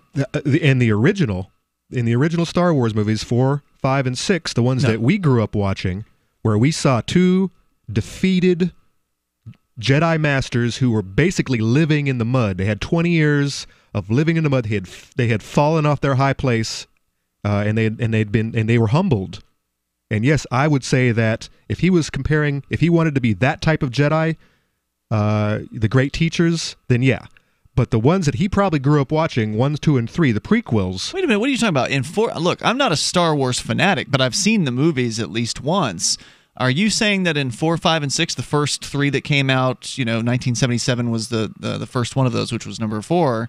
Are you saying the Jedi didn't fight back? Wasn't Obi-Wan Kenobi fighting with another Jedi, which is Darth Vader? The Jedi in the originals, he's saying they were fighting. This kid cites the Jedi for why he did not defend himself. Conan is saying the Jedi fight in every movie. Conan's saying this little kid doesn't know what the hell he's talking about. Well, obviously, but that's not what I heard Conan say. What I am saying is 4, 5, and 6 Jedi were a different type of Jedi. They were humbled. They were rebels. They were fighting for freedom. They were fighting for the people. But in the initials, the ones that came out where we see where they came from, all I saw were warmongers. All I saw were manipulators, elitists who were controlling governments, who were starting wars, who were sending their Jedi out to fight as generals to fight the separatists, who, by the way, were actually capitalists. So what you're saying is who seceded from the Republic. Hold on. And the Jedi were sent out to actually rectify that situation. Okay, so what you're saying is the way the Jedi were portrayed in these movies differs in 4, 5, 6 versus 1, 2, 3. You're saying big time. In 4, 5, 6, they're just defending themselves or whatever, but in 1, 2, and 3, they're politically manipulating. They're getting involved in conflicts on purpose, that kind of thing. Is Absolutely, that what you're saying? absolutely. Okay, I think that sounds. And so you've got this elementary kid, young guy. His name was Aiden, by the way. I almost thought it was Anakin. And that would have explained a whole lot. But anyways, well, hold that thought. I want to go to the phones here. We'll talk more about this. Maybe you've got comments. You're welcome to join us on the radio. We got Penguin on the line, I think in Virginia, on our Discord on-air call-in line, number 3. Go ahead, Penguin. Yeah, aloha, bros. Hey. You got me thinking about the Jedi thing. I was, it's kind of like Jedi became, good guys, I guess, in the A New Hope in them, because basically, it's kind of a weird kind of quasi-religious order. It's a cult. It's a cult. Yeah, you could look at it in different ways. They're portrayed kind of good, but they enforce that order in mediated disputes to keep the Republic together. But then fascists took over after that, so I guess they became relatively the good guys. Yeah, they were supposed to. They were supposed to prevent that from happening, and they actually helped bring that in. They were the ones supporting the clones who ended up taking them out. They supported Palpatine right up to the end until he ended up taking them out. So what you're saying is when you use violence against people, then the violence ends up getting turned around against you. You live by the sword. Right. It's coming back at you. I think you mean it's made pretty clear that it backfired. But and what I wanted to call about is that I was listening to NPR, and it really kind of related to what I called about. I think it was yesterday. Okay. When I was saying that they're really co-opting this. I mean, like they always do, but really hardcore co-opting this. social war, the culture war thing. We see all these stories, and we have this whole Kavanaugh discussion. I mean, just absolutely just taking over every national discussion, every spare minute of news story. It's just Kavanaugh. It's so crazy. I mean, it's the most inconsequential thing. Yeah, here's the question, and I haven't really looked into, but what's actually going on? What's the real news? What are we missing? Because this is all there's got to be something big going on, something that's being written into law that we're just not aware of because of this Kavanaugh crap. You're saying everybody's distracted. Oh yeah, it's a distraction. And it's more division. It is driving a huge wedge in this country right now. Yeah, I really, really respected your take on this, Conan. I mean, that's basically what I've been thinking ever since you basically said that last week.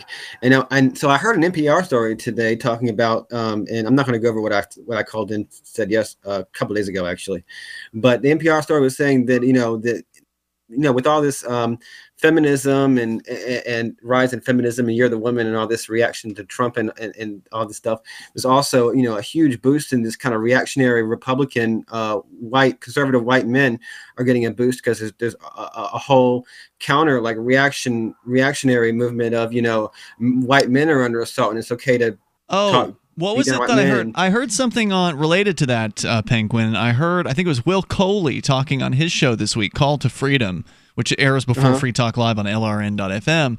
But he said apparently there's actually 2 GoFundMes. There's one GoFundMe to support Kavanaugh, and there's another GoFundMe to support the lady that's which is up to about $1 million now. And I don't know which one's up to which one, but either way, there was supposedly hundreds of thousands of dollars in both of these things. So it's like, as you're pointing out, division. People are just throwing money at these people, and all they're talking about is who do you believe. And it's like, well, maybe they're both crap. Maybe they're both crap hats. Maybe they're both lying. Yeah. Maybe. And there are a lot of terms, and not just Kavanaugh and Blasey, but even the people who are interrogating them are a bunch of liars. That there are a lot of terms that Kavanaugh was asked about where he just blatantly made up answers. Terms? Like what kind of terms? Boofing. Devil's Triangle. No. Tower. Boofing is not made up. Isn't that like They were actually doing it. They were drinking beer. Alcohol. He gave made-up answers to all of those questions when he was asked, what does this mean? So what you're saying is why didn't the mainstream actually try to rectify what is boofing? No, boofing? What does it actually mean? That it sounds to me like maybe there are a bunch of people that are lying. Maybe he didn't rape anybody. Boofing. Hold on. So maybe he didn't rape anybody, but he's sure as hell not telling the truth. But... Ian, do you have boofing up? I see you looking at Of course he's not. Boofing, disgusting, vile, unpleasant, also spelled as boofin, can be used to describe food or a person. This is like an adjective. Keep going. That's not it. That's the only one they show here. Am I misspelling it? B-O-U-F-I-N-G? B-O-O-F-I-N-G. Okay, sorry. Right, that's when you take drugs or alcohol through your anus. Rectally. Yeah. What's the best way to... He said it's farting. No, that's not it. Yeah, no. And then there were sexual terms that he was asked about that apparently he had written these down in some kind of diary. What was the context? And he said that they were drinking games. Hold on. Was he saying boofing was a drinking game? No, he said boofing meant to fart, but why did boofing come up? He had written it down in one of his diaries or something. Wait a minute. Was that a term back in the 1980s? I guess maybe it could obviously. Have been. Yeah. Or maybe he wrote the diaries last week and just made up slang. I don't know. Yeah, I know some people who've boofed. He was asked about a variety of terms and then he gave completely wrong answers. Wow. Well, it could be fine, he's but ignorant, I mean, it doesn't matter. It doesn't. It really doesn't.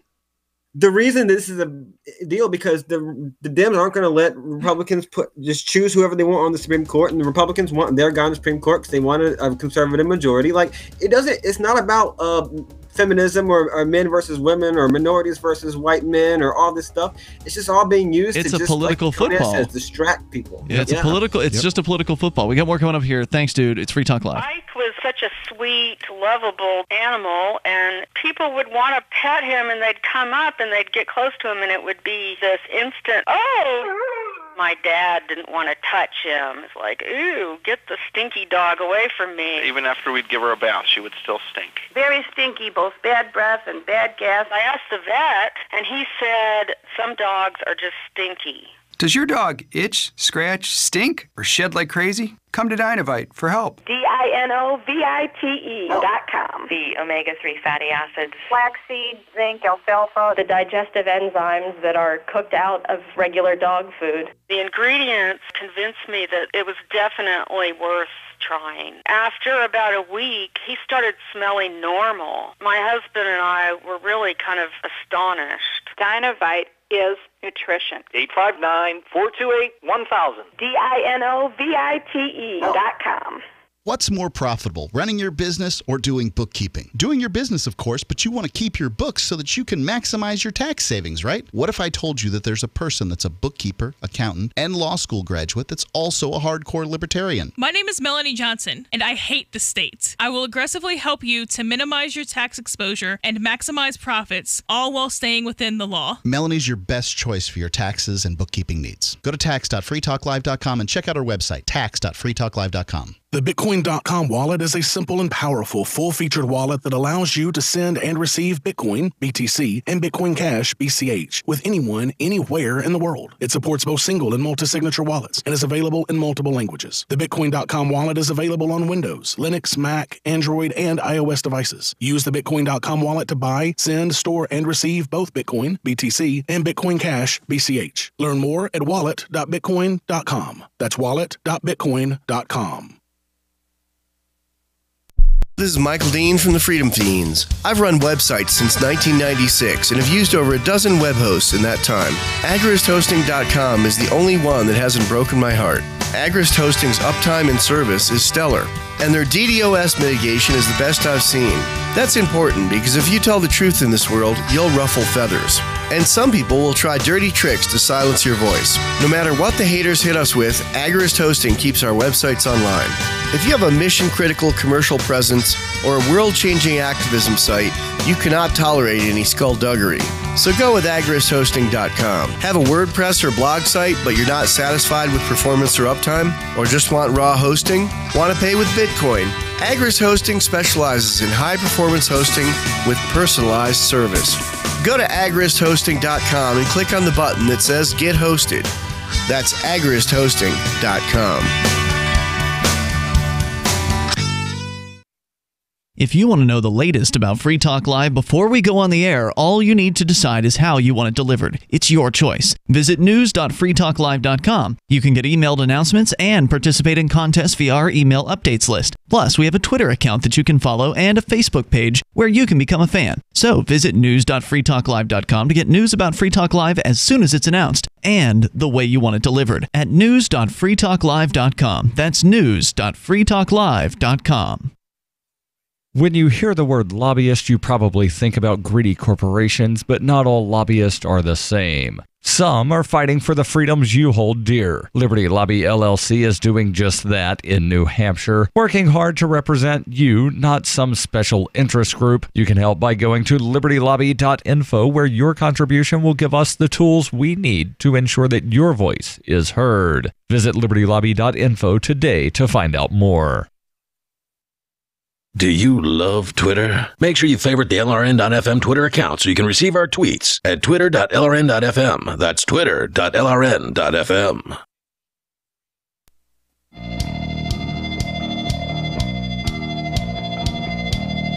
It's Free Talk Live. Dial in, toll free, bring up what you want. Our number here, 855-450-FREE. That's 855-450-3733. AnyPay is a great way to accept cryptocurrency at your point of sale if you're in the retail, real-life world.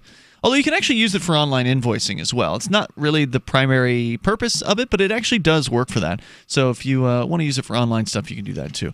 But if you want to accept cryptocurrency, AnyPay makes it super easy. You can do Bitcoin, you can do Dash, and there's more coming. Go to anypay.global to get started. You sign up easily there. Username, password, you're in.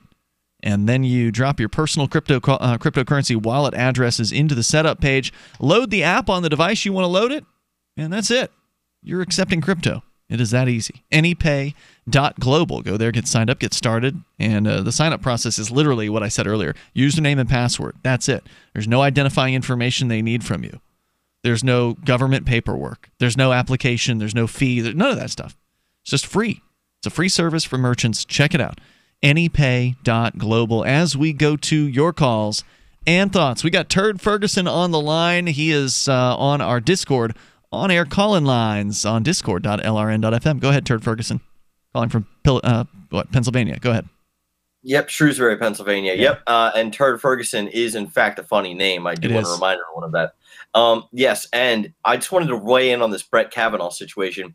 I did mention this on my radio show, the James Journal, this past weekend. But Brett Kavanaugh, I'm not too sure, raped women specifically, but he certainly raped the Fourth Amendment. When he passed all those laws allowing the NSA to do his big spying and all that stuff. Now Kavanaugh was a judge, so what was he a judge over an NSA related case? Because he certainly isn't passing laws as a judge. No, he didn't pass any laws. He ruled in favor of the NSA spying. But I'm sorry, he passed the law in that sense, and then that he ruled of its constitutionality. But yeah, which makes him a bad person. Oh, he's no doubt he's an enemy of freedom. I mean, I didn't even know that about him. I just knew he was a judge, which is bad enough for me. But now you're saying he's one of the worst judges on the planet because he backed up the NSA. Oh, absolutely. Yeah. And any conservative that says that they like Brett Kavanaugh is not a real conservative. And in fact, they're what actually is a real conservative? What does that mean? Well, a conservative by their own definition would be somebody who believes in small government. But if Brett Kavanaugh is ruling in favor of the NSA, how is it that sorry to keep interrupting you here, but if a conservative is somebody who's in favor of small government, then are there any conservatives? Because it seems like they all support bigger government in a lot of different areas. And as long as it's smaller than what the Democrats want. That's sorry, Darryl, I got you muted accidentally. The actual definition of conservative is someone who wants to preserve the status quo. Where the Republicans like to claim that conservative means we support small government, but it just really means that they support the status quo. The government got bigger underneath the Bush administration when the so-called conservatives were in charge for, 6 years? Right, but they somehow blame the Democrats for that, which is absolutely ludicrous. And not only that, but it would have gone up faster if it had been a Democrat, and so they're all right as long as it's small growth. I don't know if that's true, though. It grew by 36% under W. Bush. It grew during the first 6 years. Didn't it grow by like 69% under Reagan back in the 1980s? I think I remember reading that in Harry Brown book. The difference there was the Democrats controlled Congress. During the first 6 years of George W. Bush, the Republicans controlled all of it. Yeah, I don't buy that. I don't buy that these people actually care about smaller government. I don't buy it either. For a moment. But anyway, go ahead, Turd Ferguson. Don't. Well, yeah, they certainly don't. That's the point I'm trying to make. Any conservative that is siding with Brett Kavanaugh is actually by their own definition of what a conservative is not a conservative, because they're in favor of big government if they like Brett Kavanaugh, because Brett Kavanaugh supported all that NSA stuff. But also, Ben Swann did, though, in his favor, release a reality check this past week that kind of does going to Brett Kavanaugh's favor as far as the sexual assault situation. Is this where he outlines Blasey's support for? Yes. Support for what? Well, the fact that she doesn't have any credibility. Yeah, exactly. I don't know anything about this. I have not been following this situation at all beyond what it is that people say here on the radio. So I tend to agree with Penguin's call earlier that this whole Kavanaugh thing is a huge, unimportant distraction. Nothing's ever going to come out of this. Nobody's going to be satisfied when all of this is said and done. Whatever it is that ends up happening, people are not going to be satisfied if they don't approve this guy. Well, guess what? Trump's going to pick somebody else. Right. So all of this is just so dramatic. And based on what I'm saying, where Conan, you speculated that Congress is passing something that they don't want us to know about. I'm looking and I'm not seeing anything that's really been voted on recently. What about executive? Hold on. I think this is all just, some kind of drawn-out campaigning on their behalf. It's just a feeding frenzy of the media. That's all this is. Or to keep the Supreme Court empty until they start making decisions. And what? How soon is that coming? A couple of weeks? They just started the term. They could, in theory, write an opinion as soon as they hear oral arguments. They generally don't. Turd Ferguson, other comments? Go ahead. Well, no. I mean, Brett Kavanaugh, he's a total shill for the Republican Party. Mm-hmm. Any person, any conservative that calls himself a real conservative should just ditch the idea that Brett Kavanaugh should be in the Supreme Court. So really, logically, no one in the country should be supporting Republicans or Democrats, and nobody else other than that, which are all the rest of the level-headed people in the country. None of these people should think that this guy should be on the Supreme Court. That's all I got. Thanks for the call tonight, Turd Ferguson, there on our Discord on-air call-in line room, which you can jump into over at discord.lrn.fm, and you'll sound almost like you're sitting here in the studio with us. Apparently, this Kavanaugh guy kept a diary of some of his alleged, conflicts? Things that he did? Not conflicts, but... The claim Conquests? is... Conquests. Well, the claim is that he had, very detailed calendars of everything he did back in 1982, but then there were things from a couple of years ago where he had no records. That is very strange. So, there are a lot of things that just don't add up. And then he lies about the definitions of certain terms like devil's triangle, which is apparently a threesome. It reminds me of just before my grandfather was diagnosed with dementia, to where he had kept receipts going back to 1950. Was he a hoarder? No. Okay. He just kept very detailed records on things. And then in 05, 06, just receipts stopped existing. Was it like dementia or something? That's what he said. That's what I said. Dementia. Just before he was diagnosed. Going back to the Conan needs a diagnosis. Has dementia now. Well, I wasn't listening. Did you get a concussion? I pulled a Mark Edge just now. I was completely reading something else. Go ahead.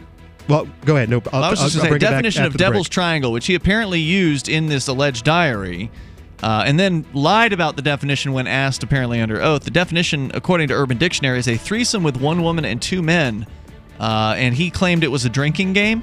Yeah. And kind of like quarters, but I don't remember the rules. Mm-hmm. Does anybody believe this guy? I don't believe him or the girl. There's more coming up here in moments. This is Free Talk Live. Healthcare reform is confusing, but whether it's finding an affordable insurance plan, keeping your doctor, or being able to afford needed prescriptions, navigating the healthcare system has become a challenge. Control your own healthcare costs and choices with Liberty HealthShare. Liberty HealthShare is not insurance. It is an association of self-pay patients who unite with like-minded people to share the cost of each other's medical needs. Neighbor helping neighbor. Learn more now by going to libertyoncall.org. That's libertyoncall.org. Most of you know that heart disease is the #1 silent killer in the U.S. What if I told you for just $54.95 a month you could fight against heart disease naturally? At Heart and Body Extract, we've been helping thousands of people get back to a healthier heart. Don't just take my word for it. Check out all of the success stories at hbextract.com, or to order, call 866-295-5305. That's 866-295-5305. hbextract.com. Don't risk it when you can take charge of it. We have some good news. The indictments against Ross Ulbricht in the District of Maryland were dismissed with prejudice, meaning they can never be refiled. This is especially good because those indictments contain the only charge ever made that Ross engaged in murder for hire. This was a serious allegation that Ross Ulbricht denies. It was never prosecuted or ruled on by a jury, but was trumpeted by the federal government and the media as if it were proven fact. The Maryland court held these indictments for almost 5 years, poisoning Ross's case and leaving him under a cloud of unproven allegations. As explained in Ross's appeal to the Supreme Court, the fact that the judge used these allegations to give Ross a draconian sentence of double life without parole violated his Sixth Amendment right to a jury trial. Judges are required to issue sentences based on convictions decided by a jury, not unproven allegations never even charged at trial. Although this is a positive development, the dropped indictment will not set Ross free. Now, a presidential pardon is Ross's only hope of freedom. Sign the petition at freeross.org. freeross.org. Are you a cryptocurrency advocate? The Crypto Tip is the ideal outreach tool to help new people discover cryptocurrency. It's a printable business card-sized tip that you can give to service providers, preferably in addition to a good cash tip. When the server scans the QR code, it'll bring up an explanation of cryptocurrency, how to install a wallet, and allow them to claim the tip. If they don't claim the crypto, you get your tip refunded to you after a time period you specify. Plus, if they do claim the tip, you get an email alert. Create as many tips as you want at cryptotip.org. That's cryptotip.org. Some of you asked, and now we've delivered. LRN.FM's live Keene, New Hampshire studio shows are now streamed in HD on Twitch. Visit our channel at twitch.lrn.fm and give it a follow. If you have Amazon Prime, you get 1 free subscription on Twitch. If you use it on our channel, Twitch will give LRN.FM a monthly piece of your Prime subscription cost. So please watch, follow, share, and subscribe to twitch.lrn.fm. That's twitch.lrn.fm. Is spreading the message of liberty, cryptocurrency, and peace around the globe worth $2 per month to you? As you may already know, in addition to our internet feed, LRN.FM broadcasts on free-to-air satellite across North and Central America, as well as Sub-Saharan Africa. And we've been available on satellite for free 24/7 since 2010. The LRN.FM free-to-air satellite signal is reaching some of the most oppressive regimes in the world, and there's no doubt our ideas are making an impact. You can learn more about the channel's impact by watching the 3-minute video at fund.lrn.fm. If you'd like to help free minds globally with our ideas of liberty, cryptocurrency, and peace, you can donate as little as $2 per month via fund.lrn.fm. You can help us continue and expand our satellite broadcast to multiple continents. Visit fund.lrn.fm today, and thank you for your help. Don't forget to share the link on social media. That's fund.lrn.fm. You can put the Liberty Radio Network on the air in your area. Visit broadcast.lrn.fm to learn how. Broadcast.lrn.fm.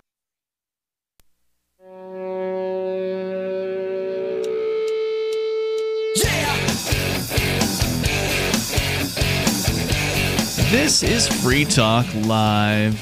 You can dial in toll free. You can take control of the airwaves and bring up whatever it is you want to talk about on the radio. Here with you in the studio tonight, it's Ian. And Conan. And Darryl. Also, want to make sure you know about Liberty.menu. If you're a liberty-minded person, if you're an individual who rejects the initiation of force, and you agree to abide by the ethics of the non-aggression principle, you ought to check out Liberty.menu because it is a tool for you to promote the things that you do to other libertarians.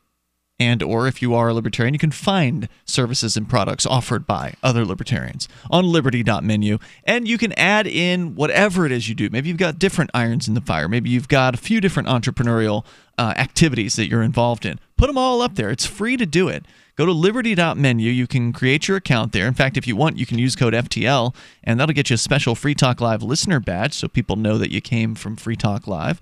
But go to Liberty.menu, add your things that you do to Liberty.menu, whether it be a business that you run, an event that you coordinate, maybe digital content that you've created. Please go to Liberty.menu, get yourself up there. It's free, so there's really no reason not to do this, unless, of course, you don't want people to know about what you do. So Liberty.menu. Ian, Conan, and Darryl in the studio here tonight.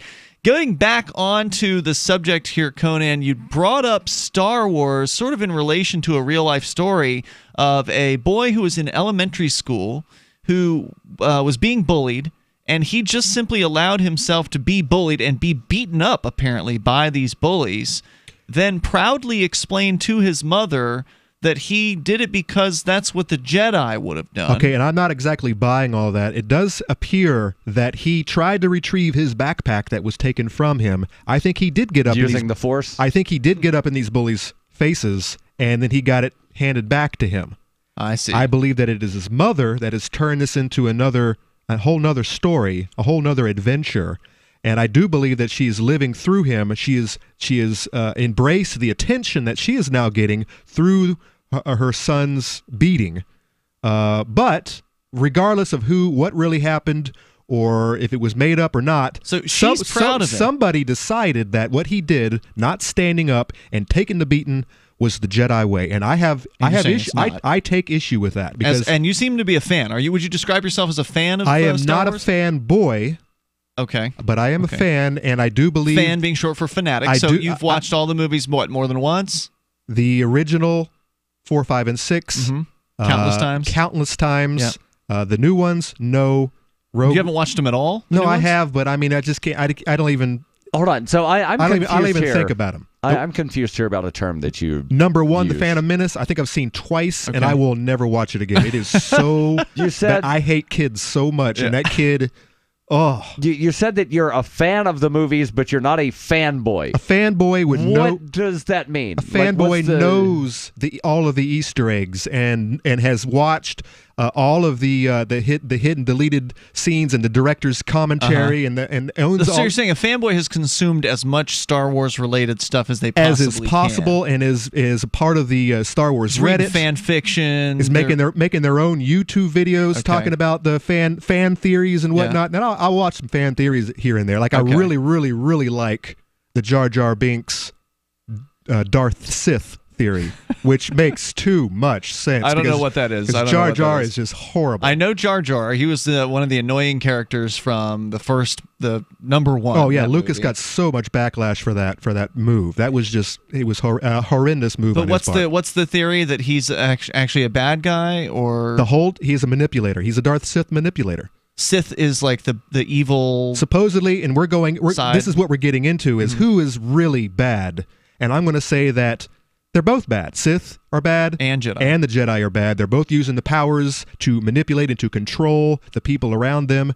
The Sith, in my opinion, might be because they go out and they base their ideas and their ideology off of passion. I believe that I would probably be a Sith. So I found something that supposedly the Jedi code on Star Wars. And I do have those both. I have both of them up, and I wanted to get into that because the Jedi code it's backwards. It says it's contradictory. Jedi serve others without ruling over them, but you're saying that Jedis are trying to control everybody. So it sounds as though the Jedis aren't following the Jedi code. Well, that wouldn't be. That's why they fell. They might have been good in the first generation. But it eventually. Or are you saying that the code isn't actually the code? I'm saying there is a Jedi. If nobody's following the code, then is it really the Jedi code? Wasn't there a part where some kids got murdered by somebody in Star Wars? Was it like a Jedi guy? Yeah, when the Death Star blew up Alderaan. No. Wasn't there like you going to tell me there weren't kids on Alderaan? No, but wasn't there actually spoiler alert, Anakin, who had turned, was systematically wiping out the Jedi, and he started with the younglings. He came back in, he killed a bunch of 10-year-olds, a whole group of them. And so that was his entrance into the dark. So you're as much of a fan to where you know a lot of the details about the movies themselves. You are a fan. There's no doubt about it. Whether you're a fanboy or not, you're saying you're not a fanboy. Darryl, on the other hand, has never actually seen. We'll get into the code here in a moment if you want. But Darryl has never actually seen a single one of these movies. I don't believe that. Amazing. I don't believe you've never seen the original. He's 40 years old and he's never seen Star Wars. I have never intentionally watched a full Star Wars movie. But you've sort of seen it on TV every now and then, like I've seen some clips here and there. I'm aware of the stories. I've watched, multiple parody things. So, I'm aware of the stories. Didn't you say during one of the breaks, you hate Star Wars or something? Or what was the term that you used? Probably because I stopped the show. Hold on, Free Talk Live, and you can't talk politics any longer because this is not a political show. Conan wanted to keep talking about this Brett Kavanaugh guy, and I said, as much as I don't like Star Wars, I would rather talk about that. I thought you said you hated Star Wars, and I was like, wait a minute, how can you hate something you've never seen? How can you make a judgment call on something? I mean, you could say, I don't think I'd like it, right? That doesn't look appealing to me. I'm aware of all of the stories, and none of it makes me want to sit down to watch one of the movies. But at least you've seen The Matrix. Yes. You've seen The Matrix. Do you like The Matrix? Yeah. You like a good adventure movie? How about Indiana Jones? You ever seen one of those movies? I watched the first one or two. I've not watched the later ones. Okay. What about all these superhero movies that are coming out these days? You watch those? I haven't seen any of them. Yeah, I don't watch those either, man. I've heard they're really good. I don't watch a lot of movies. Yeah. Okay, all right, fair enough. You do like the Game of Thrones. That's kind of an adventure. Yeah. That's kind of like an adventure long movie that lasts for dozens of hours. Yeah, at least he's not. At least there's something to Darryl. Ninja Warrior. The Southern Ninja the, Warrior is the a Southern reality Patriot. show. It's like, competitive. It's a competition. Show. It's not a reality show. So they're not all of the people living in one house and here's the daily interaction. You might watch that though, wouldn't you? If it was the Ninja Warrior people. I don't know. Probably not. as now, far as hold on. So there was a WWE Legends House. Wait a minute. Show. What if your girlfriend asked you to watch Star Wars with her? I'm gonna bet his girlfriend is a Star Wars fan. Well, here's another question. All right, let's turn it around. Because she's a libertarian, and so Well, therefore you're kind of putting a couple carts before horses and whatnot. But, okay, she's not officially your girlfriend. All right, so you are judging your future girlfriend, and the girl who's driving up here to meet Darryl next week, and she girl. despises Star Wars and will not watch it. Do you continue to date her? Wait, are you asking me? I'm asking. Well, I'm asking myself for one, and I think you like Star Wars enough that what if you met a woman? She's a great girl. But I would not turn somebody away because of their Star Wars. I wouldn't turn somebody away because of their movie preference. No way. I guess man. maybe I am a fanboy. Because I think I would. You might be. All right, back to Darryl though. All right, what if she hates Game of Thrones? She finds she doesn't have to watch it. She finds it icky. She doesn't have to watch it. She doesn't like seeing people. Story, right? Everyone dies at the end. I can't watch it. She probably does, though. I don't know her. I don't know her, but she's hung out in our chat room a lot. So, anyway, the toll-free number here tonight is 855-450-FREE. That's 855-450-3733. Actually, she's in there right now. Uh-oh. So she may have... find out. And Darryl likes to pretend like he doesn't know how the chat room works, so he's not actually in there. All right, more coming up here in moments. You can I know join how us. it works. I just don't like it. Well, she hasn't answered the question yet. Jean the Christian Anarchist has straight up asked if she likes Star Wars, so we're going to find out. Here in moments, this is Free Talk Live, and you can bring up what you want. More on this Jedi stuff coming up.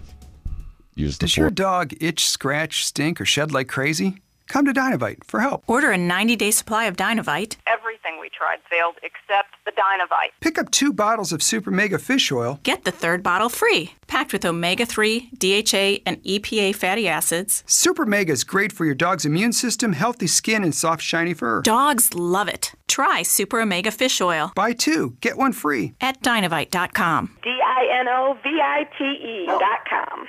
Are you a cryptocurrency advocate? The Crypto Tip is the ideal outreach tool to help new people discover cryptocurrency. It's a printable business card-sized tip that you can give to service providers, preferably in addition to a good cash tip. When the server scans the QR code, it'll bring up an explanation of cryptocurrency, how to install a wallet, and allow them to claim the tip. If they don't claim the crypto, you get your tip refunded to you after a time period you specify. Plus, if they do claim the tip, you get an email alert. Create as many tips as you want at cryptotip.org. That's cryptotip.org.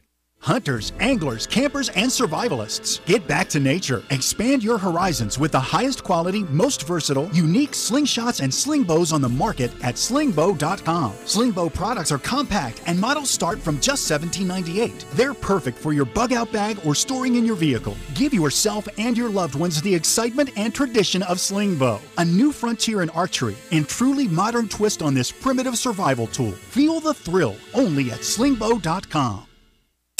Hear that? That's the sound of a house being trashed while a gang of thieves ransack the place. And what they don't steal will be destroyed. This year, resolve not to be the next victim of a break-in. Go to faketv.com and discover a device that creates the illusion someone inside is watching TV, even when you're miles away. Security is a mindset, and Fake TV should be part of your security solution. Be vigilant, but not fearful. faketv.com. A new video game is being criticized for its harsh portrayal of barbed wire. Here's GameBite's Caitlin Torres with more. Bethesda's The Evil Within is a nightmarish adventure that shows bloody and rusty barbed wire being used to hurt innocent people, which has angered the nation's barbed wire producers. Barbed wire is a positive force for good. It protects our junkyards from scrap metal thieves and helps keep our cattle ranches safe from rustlers. But Bethesda thinks it's okay to ignore all the benefits of barbed wire and make it look like some scary thing used by murderers. The designers have promised that the game will feature prominent messages extolling the virtues of the sharp steel fencing. But barbed wire groups say that it's too little too late. If Bethesda wants to make this right, they should have the main character go behind a fence and then be safe from monsters because they can't climb over the barbed wire to get him. Now that's a game I would play. Let's hope Bethesda listens. Thanks, Caitlin. This is the Onion News Network. So you've heard all 3 hours of the latest episode of Free Talk Live, and you're still hungry for liberty-oriented audio content? Did you know that we have another 24/7 audio stream at LRN.FM? The Liberty Radio Network airs the latest episodes of some of the best liberty-oriented podcasts on the internet around the clock. In addition to recorded content, you'll also hear live shows like Free Talk Live, originating from our Keene, New Hampshire studio. So listen anytime at LRN.FM. That's LRN.FM. Did you know that Free Aid is a mutual aid, educational, and networking organization?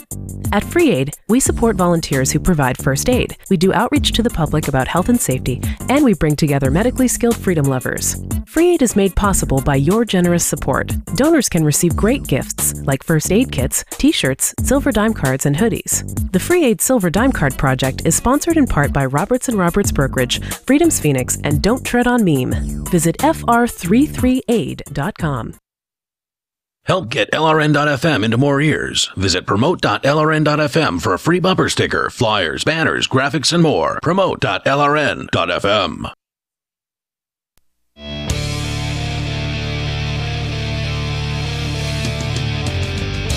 This is Free Talk Live. You can join us here. The toll-free number is 855-450-FREE. That's 855-450-3733. We're talking about, of all things, Star Wars.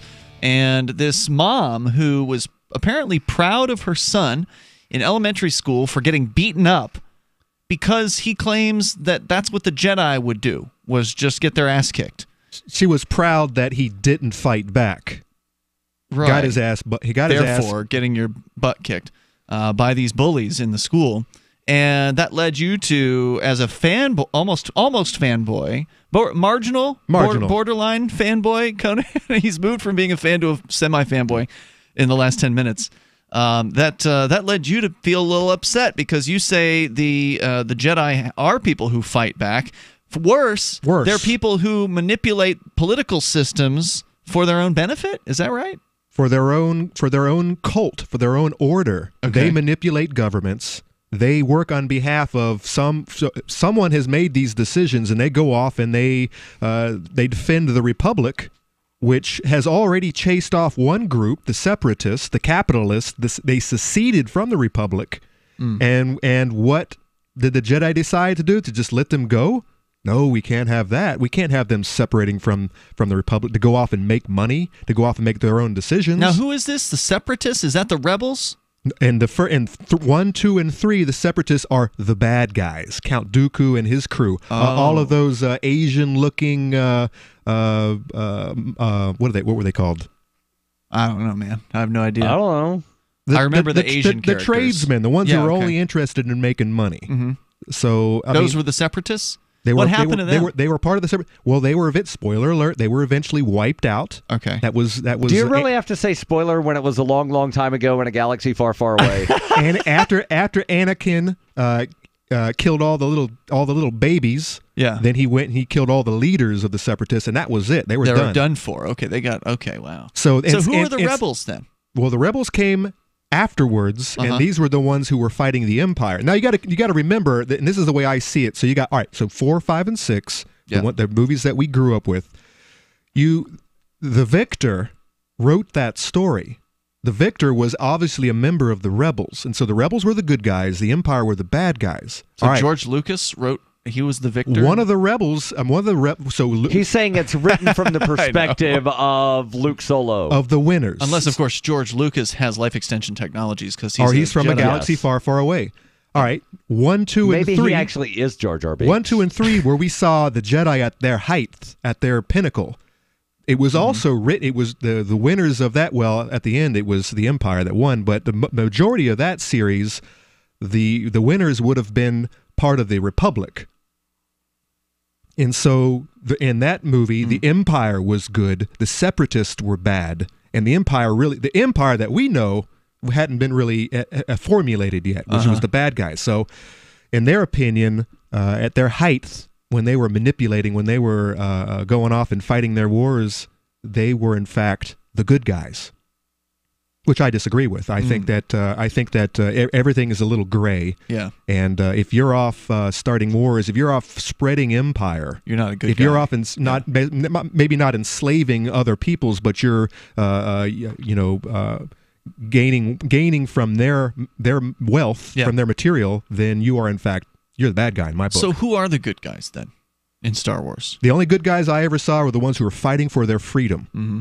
They were fighting for their individual rights. Wasn't that the rebels? Well, it's not clear with the separatists. I believe that if maybe that would be a whole nother movie. Maybe that would be a spin-off where we can see from the separatist perspective what was actually going on from their end. And I think that you could make it into I was the good guys. I wrote this, and someone who fled and actually survived the onslaught. But no, when we grew up, the good guys were the ones who were fighting for tyranny. And they were the rebels. The rebels. Okay.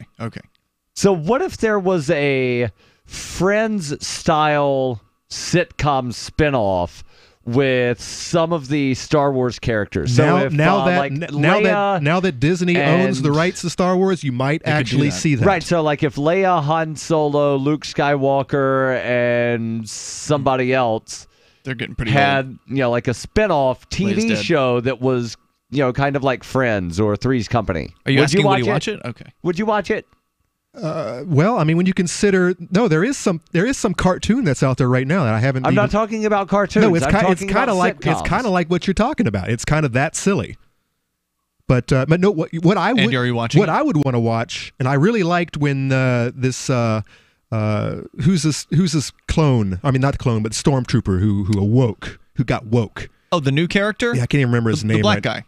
Cliff or something. I don't know. Anyway. The black guy. That's see, I'm not a fan because I don't remember his name. Okay, fair enough. No, I would love to see a whole episode, a whole movie, a whole spin-off that revolved around stormtroopers who got woke, who got, maybe they were behind enemy lines, and they had to, intermingle with the people that they had been harassing over the years, and that someone finally woke up and says, "Hey, we're the bad guys. Yeah, we got to help these guys." And here we are this whole time. We've been just following orders, and the whole time we've been the bad guys. I'd love to see that angle. But isn't that what they're doing with that character that you're talking about? Finn. They didn't really delve into it. No, and before you know it, the thing about Finn is that, I mean, it was like he just kind of snaps. He just kind of snapped, and the next thing you know, he's blowing his own boys up, which was a cool scene. And he's laughing, and it's like, no, man, no. Was he laughing about that? He was laughing like 5 minutes later, blowing up his own boys. And it's like, that doesn't happen that quick. There was so much wrong with that movie. I mean, but let's get into this. Let's get into this. The reasons why I am not a big fan of the Jedi, and I do believe that this was good that they wrote them this way, that they are fallible. It makes sense, but I don't like it when little kids say, "I want to be like the Jedi." I don't think you should be like the Jedi or the Sith. I think you should be woke, and I don't know where that is. Yeah. What exactly does that mean? Woke is F. Yeah, I'll probably use it maybe more than you can probably tolerate. Right. So, explain some of this millennial slang that you're using. Enlightened. Simply that. Enlightened. All right. You have pulled your head out of the sand. And there are a lot of people are using it, and they might be woke to some ideas, but not to the whole. But no, being enlightened about anything. Okay. So the SJWs can be woke, the alt-right can be woke. I mean, it just depends on your perspective and what you happen to be, what enlightenment you have happened to embrace this day, this morning. All right. So that's what that boils down to. But anyways, here are some reasons why the Jedi aren't so great. Number 15, and this comes from ScreenRant.com. Okay. It's been out for a year. I think we actually covered it on some other podcast or something. But number 15, and of course, like a lot of lists. And you're going backwards, or you skipped the first? I'm going 14 backwards. Here? All right, got like it. a lot of lists, there's probably 6 or 7 too many. They kind of spread it out, and there's some repetition. But anyways, number 15, this is one of the big ones. The Jedi abduct children and train them as soldiers. What? Oh, I mean, look at Anakin. Look at the first guy. Oh, right, look at the draft. It's basically the Jedi draft. So they go out, And it used to be magic, used to be space magic, but now it's midichlorians, now it's science. Now they can actually test your blood and they can see how powerful you are in the Force. Really? Okay. And they're like, all right, this 4-year-old, he's strong, he's got a high midichlorian count. Sorry, Mom and Dad. He's ours. He's ours. We're taking him back and we're going to train him as... creepy, man. That's scary. It's super creepy. This is 1984. This is straight up Hitler Youth. Yep. Okay. You've already convinced me with just that one. That's crazy. So, and not only that, but I mean, what are they trained to do? Kill. Yeah. And some of them might not even make it. I mean, it's like, what is the ratio of well, they all die. What is right? Well, they didn't die before these movies came out. But what's the ratio of Force users going from light to dark? When I go over the Jedi code, you'll see that there's a really strong reason why a regular Force user would say, "Screw you, Jedi." I mean, you guys are. I don't like abstinence. I like I want to move on. I want to use my power. From what I'm seeing, the Jedi code does not require abstinence. It only requires that you not get married. When I say abstinence, I mean in general. So here's the Jedi code. Let's just skip down a little bit. All right. There is no emotion. There is peace. It's very contradictory. It's like, well, it sounds like a lot of libertarians that I know. No, how can you say there's no emotion? Now, if it said something like, control your emotion and you will achieve peace. No, it just comes straight out and says, nope, there's no emotion. There's only peace. Well, what if you're a young, whippersnapper, a young teenager, and you got the hots for Padme, and you can't control that. I mean, you got emotion. And so what they're saying is, no, man. No, you got to be like the Catholic priest. You can't get married. You can't have sex. And look what happens. There's more coming up here. They're diddling boys. They are. And probably others. 855 450 free. That's because there was, I think, one priest that was just going against adults too. If I recall correctly. More coming up here. This is Free Talk Live. Take control of the airwaves. Hour 3 is next. May the Schwartz be with you. Let's talk tough. Let's talk comfort. Let's talk about down-home value. Made in the USA blue jeans, like you wore as a kid. Remember? There's a place down in Tennessee where they make blue diamond gusset jeans. They so pride in every stitch. Guarantee you love the way they fit. They put a diamond gusset in the crotch where you need it most. Blue diamond gussets got it, others don't. For good old-fashioned comfort, get Diamond Gusset jeans. Every stitch guaranteed. And our Defender motorcycle jean comes Kevlar reinforced. See them at GUSSET.com, that's gusset.com, or call 888-848-7738. That's 888-848-7738. Diamond Gusset jeans got it, others don't. Radio is the most personal of mediums. I exist right now in your head. If you listen to Free Talk Live regularly, you know me. Free Talk Live is on more than 160 radio stations around the U.S. and has been downloaded on every continent around the world. Hundreds of thousands of listeners with ad packages from $600 a month to $6,000 a month. Imagine what we can do for your business, project, website, or idea. Email me, mark@freetalklive.com. LRN.FM is proud to announce our official listening apps for Android and iOS devices. Now you can easily tune into our streams anywhere, anytime on your smartphone or tablet. Just visit apps.lrn.fm or search for LRN.FM in the Android or Apple app stores. Please download, rate us 5 stars, then share the link on your social media and let your friends and family know how you're listening to LRN.FM. Download it now, free at apps.lrn.fm. You're listening to the live edition of Free Talk Live. Hour number 3 is next after the news here on the Liberty Radio Network at LRN.FM. From Keenan, Shire, the Liberty Media capital of the world, this is Darryl W. Perry, host of FPP Radio News for Wednesday, October 3rd, 2018. Silver is trading at $14.72 per ounce. Gold is valued at $1,203 per ounce. Zen is trading at $16, and the average price of Bitcoin is $6,483. Antiwar.com reports conflicting reports have emerged on a Monday incident in which an airstrike in the Helmand province of Afghanistan hit Afghan security forces. The Afghan officials claimed Monday it was a U.S. attack, but U.S. officials are apparently claiming it was an Afghan warplane. Initial reports said only one soldier was killed, but by Tuesday, the reports had said 6 Afghan soldiers were killed. They also said the airstrike was not against a patrol, as previously hinted, but hit an Afghan military base in Nad Ali district. This makes more sense as to why initial reports speculated a militant group fired a missile, since it would have hit a stationary base, not a patrol. It would be curious for either U.S. or Afghan planes not to know where the base was, however. As with most of the Helmand province, Nad Ali district is heavily contested between government and Taliban forces. The Taliban has a substantial presence across Helmand, a province that is important for the opium poppy trade. In 2115 New England, there are no borders, no states, and no regulations, yet never has a more peaceful and prosperous place existed. Faced with the prospect of waning power, Mr. Drake intends to replace the anarchy of New England with a government. Anarchy in New England by Joe Jarvis is available from Amazon.com and all major bookstores.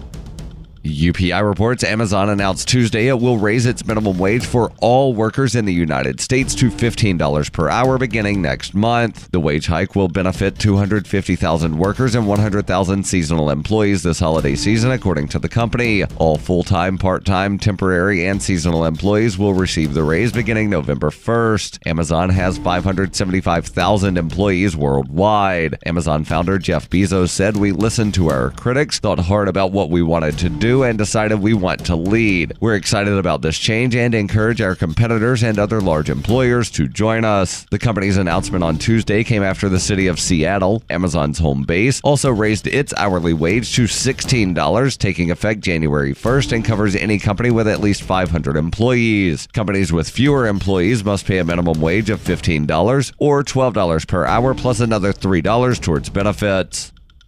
Zencash is now Horizon. Horizon is a privacy platform built on zero-knowledge technology with a decentralized secure node architecture. The Horizon platform enables real-life uses beyond currency, including the ability to privately chat with other people. Soon, Horizon will enable you to publish information and go anywhere on the web, all with complete privacy. Horizon, bringing privacy to life. Learn more at horizon.global. HORIZEN.global. Reuters reports Supreme Court justices delving into the issue of aging prisoners with dementia struggled on Tuesday over whether a convicted Alabama inmate should be spared the death penalty because strokes have erased his memory of committing a murder. 68-year-old Vernon Madison was convicted and sentenced to death for fatally shooting a Mobile police officer in 1985. During an hour of arguments, the justices heard from both Alabama and Madison's attorneys that severe cognitive decline could preclude a state from executing inmates who cannot understand what was happening to them. But it remained unclear whether the justices will decide Madison fits that criteria. The justices on the second day of their new term must determine whether executing Madison would violate the U.S. Constitution's 8th Amendment prohibition against cruel and unusual punishment. A ruling is due by June. Liberal Justice Stephen Breyer, a death penalty critic, said there are many aging inmates who, like Madison, have spent decades on death row. Breyer said, so this will become a more common problem. The Supreme Court had previously imposed limits on capital punishment for mentally incompetent or intellectually disabled people. Madison suffered several strokes in recent years, resulting in brain damage, dementia, and memory impairment, according to court papers. He is legally blind, cannot walk unassisted, and speaks with a slur. The dispute centers on whether Madison can understand the connection between his crime and the planned punishment. The state of Alabama had said Madison can understand the link. A federal appeals court ruled last year that he cannot. The justices ruled last year that Alabama could execute Madison, but on January 25th, they then halted his execution and a month later agreed to hear the case. Attorneys for Alabama and Madison told the justices memory loss alone cannot exempt someone from execution. This has been FPP Radio News, online at fppradio.com. If you're just tuning in, a horrific accident. Dozens are dead and hundreds more injured after the Coors Light party train crashed in Pratt, Kansas. The train was barreling through a field on its way to liven up a boring, overheated barbecue when something went wrong. Partiers were thrown hundreds of feet from the train as the frost-powered locomotive careened through bystanders at its normal speed of over 27,000 miles per hour. Rescue crews are struggling to get close to the crash. The Rocky Mountain frost radiating from the downed silver bullet is flash freezing survivors' bodies as they try to escape the wreckage, and the OJ's hit song Love Train is looping at deafening levels. No word yet on the cause of the accident, but investigators are focusing now on the fact that the train weighs 400 million tons and was not on rails. Coors Light has released the following statement, quote, Coors Light regrets any loss of life caused by the Coors Light party train's raw, frosty power. Please continue to enjoy Coors Light. We'll have more on this story as it develops. This is the Onion News Network.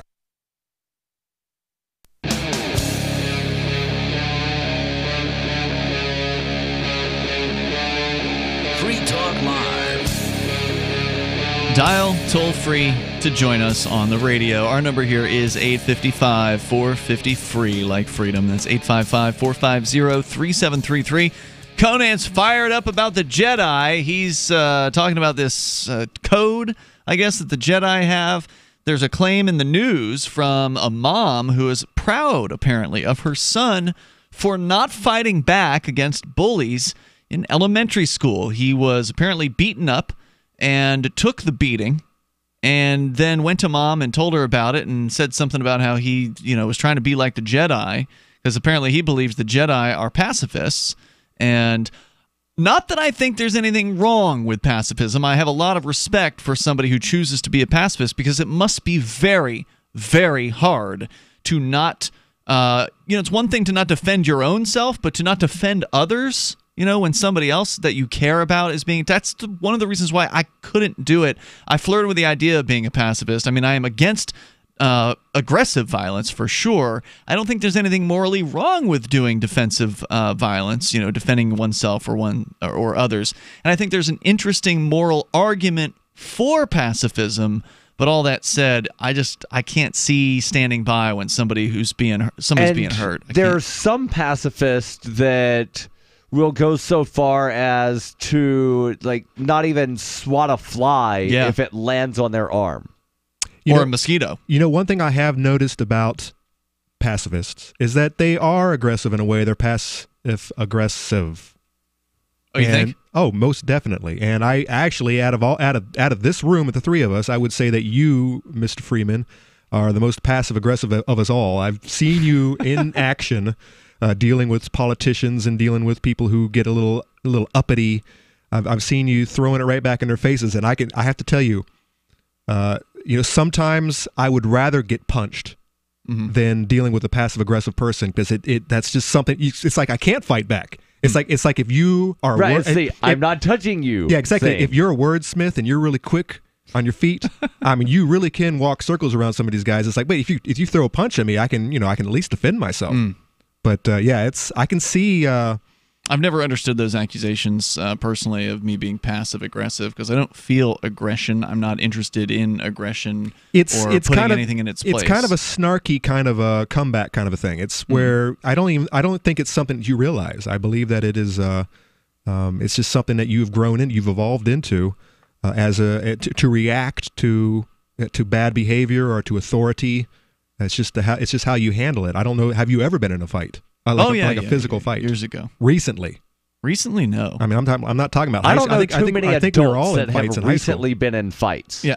By the way, that's good that you brought that up too, because where do fights in our present day society where they actually take place? White nationalist rallies and schools. Well, two big places. And prison. How often do white nationalist party events actually take place? Not often. Yeah. No, where they all take place: school.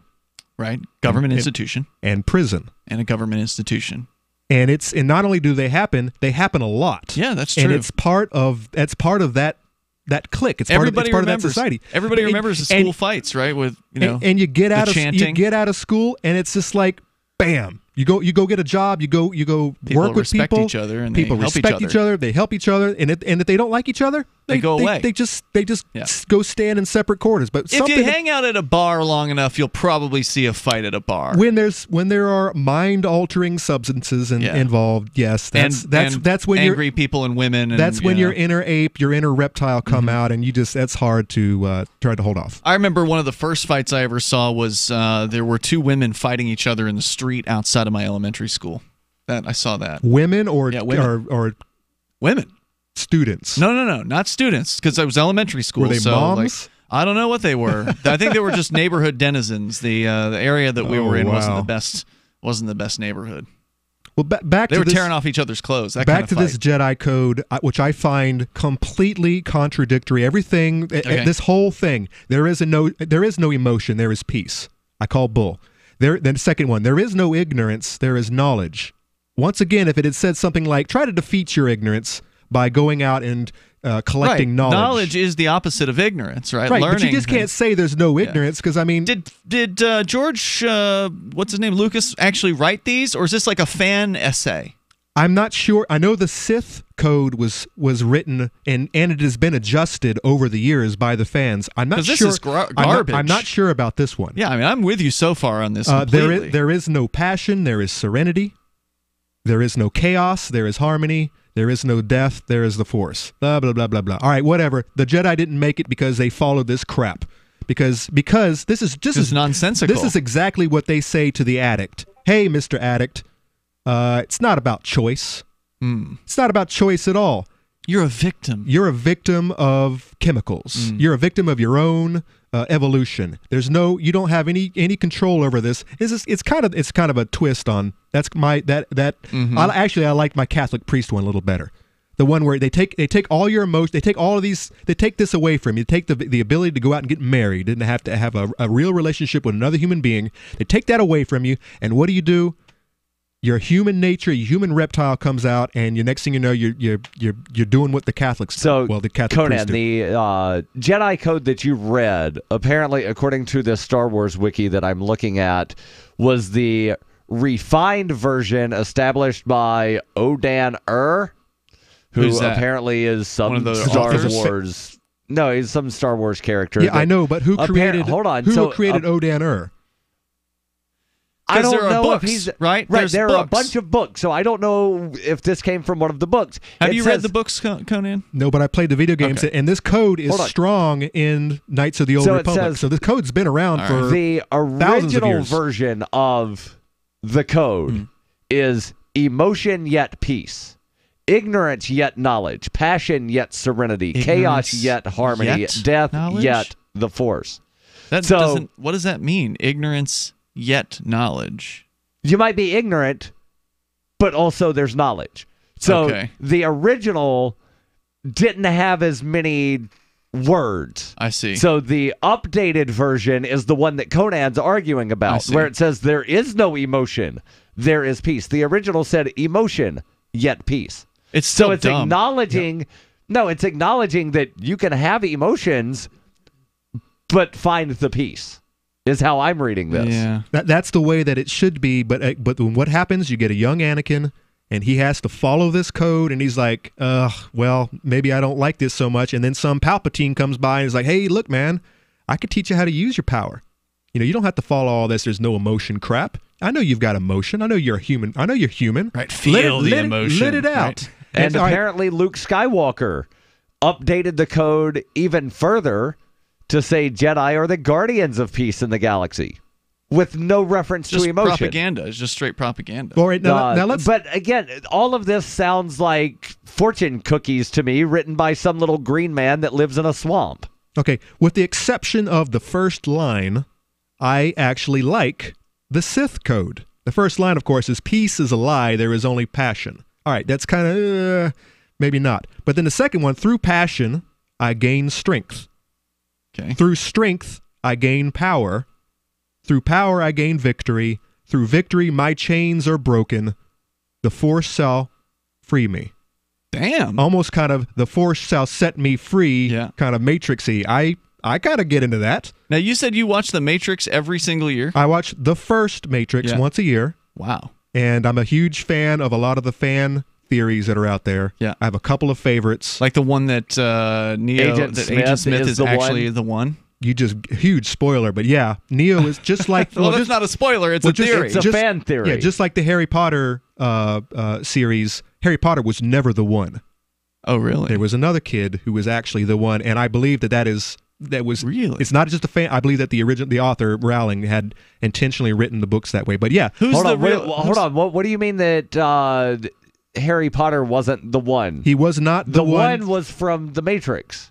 There was also Harry Potter was there was wizards. also the foretold one, the one in the Harry Potters. But he was back. The one that's going to kill Voldemort, right? Correct. That wasn't Harry Potter? No. See, I forget. I only seen these movies one time, so I don't remember who killed Voldemort. But he does die. As far as in the Matrix, well, yeah.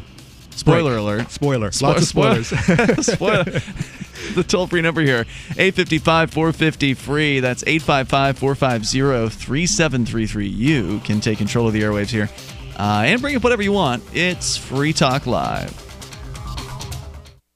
Zencash is now Horizon. Horizon is a privacy platform built on zero-knowledge technology with a decentralized secure node architecture. The Horizon platform enables real-life uses beyond currency, including the ability to privately chat with other people. Soon, Horizon will enable you to publish information and go anywhere on the web, all with complete privacy. Horizon, bringing privacy to life. Learn more at horizon.global. HORIZEN.global. Your property and your family are precious. Protect them with Blink. Blink motion-activated HD cameras are wire-free, set up fast, and their batteries last up to 2 years. And Blink's live feed option lets you monitor what's happening in your home anytime, anywhere. No contracts, no subscriptions, and Blink works with Alexa. You can get 3 Blink cameras for way less than the other guys, plus an extra 15% off. Visit blinkprotect.com/FTL. blinkprotect.com/FTL. Blink is an Amazon company.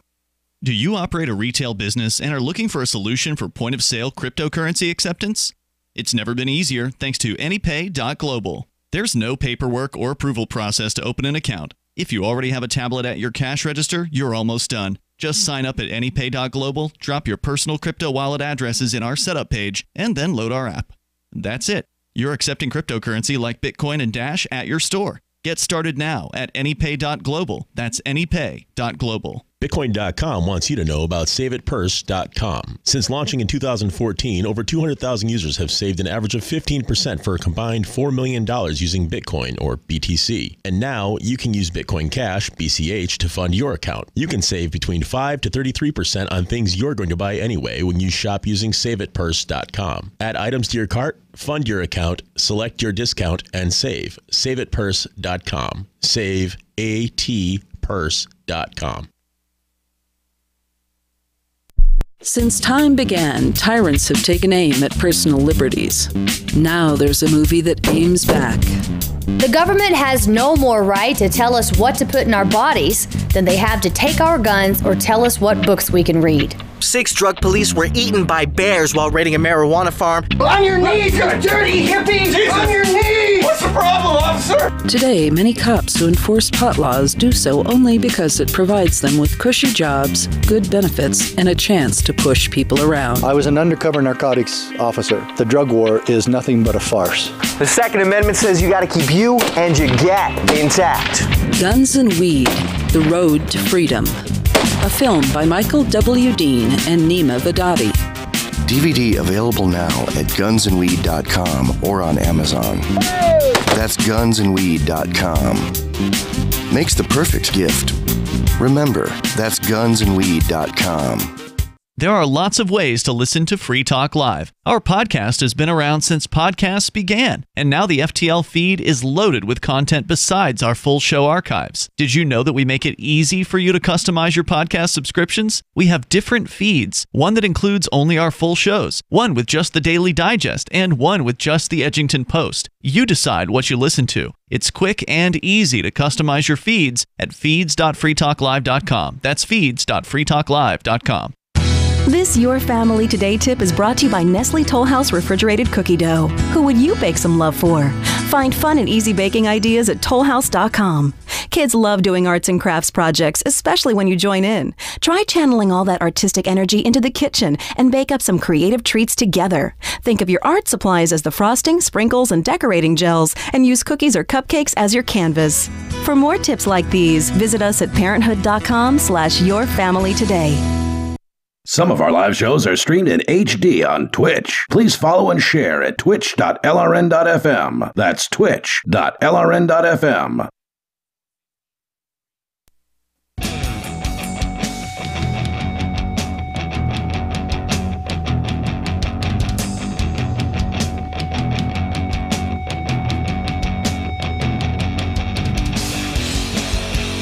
It's Free Talk Live. You dial on in toll free. Take control of the airwaves here. Our number 855-450-FREE. That's 855-450-3733. Also, we got the Discord on-air call-in line rooms. They're open and available to you over at discord.lrn.fm. Texas Bitcoin Conference. It is just a matter of a few weeks away at this point. October 27th and 28th in Austin, Texas. That's where you can go to enjoy some wonderful networking, innovation, and entertainment. Some of the speakers include Paul Snow of Factum, Bruce Fenton of Ravencoin, Professor John M. Griffin, and more. Go to TexasBitcoinConference.com right now to get your tickets, and we will look forward to seeing you there because Free Talk Live will be broadcasting from the event.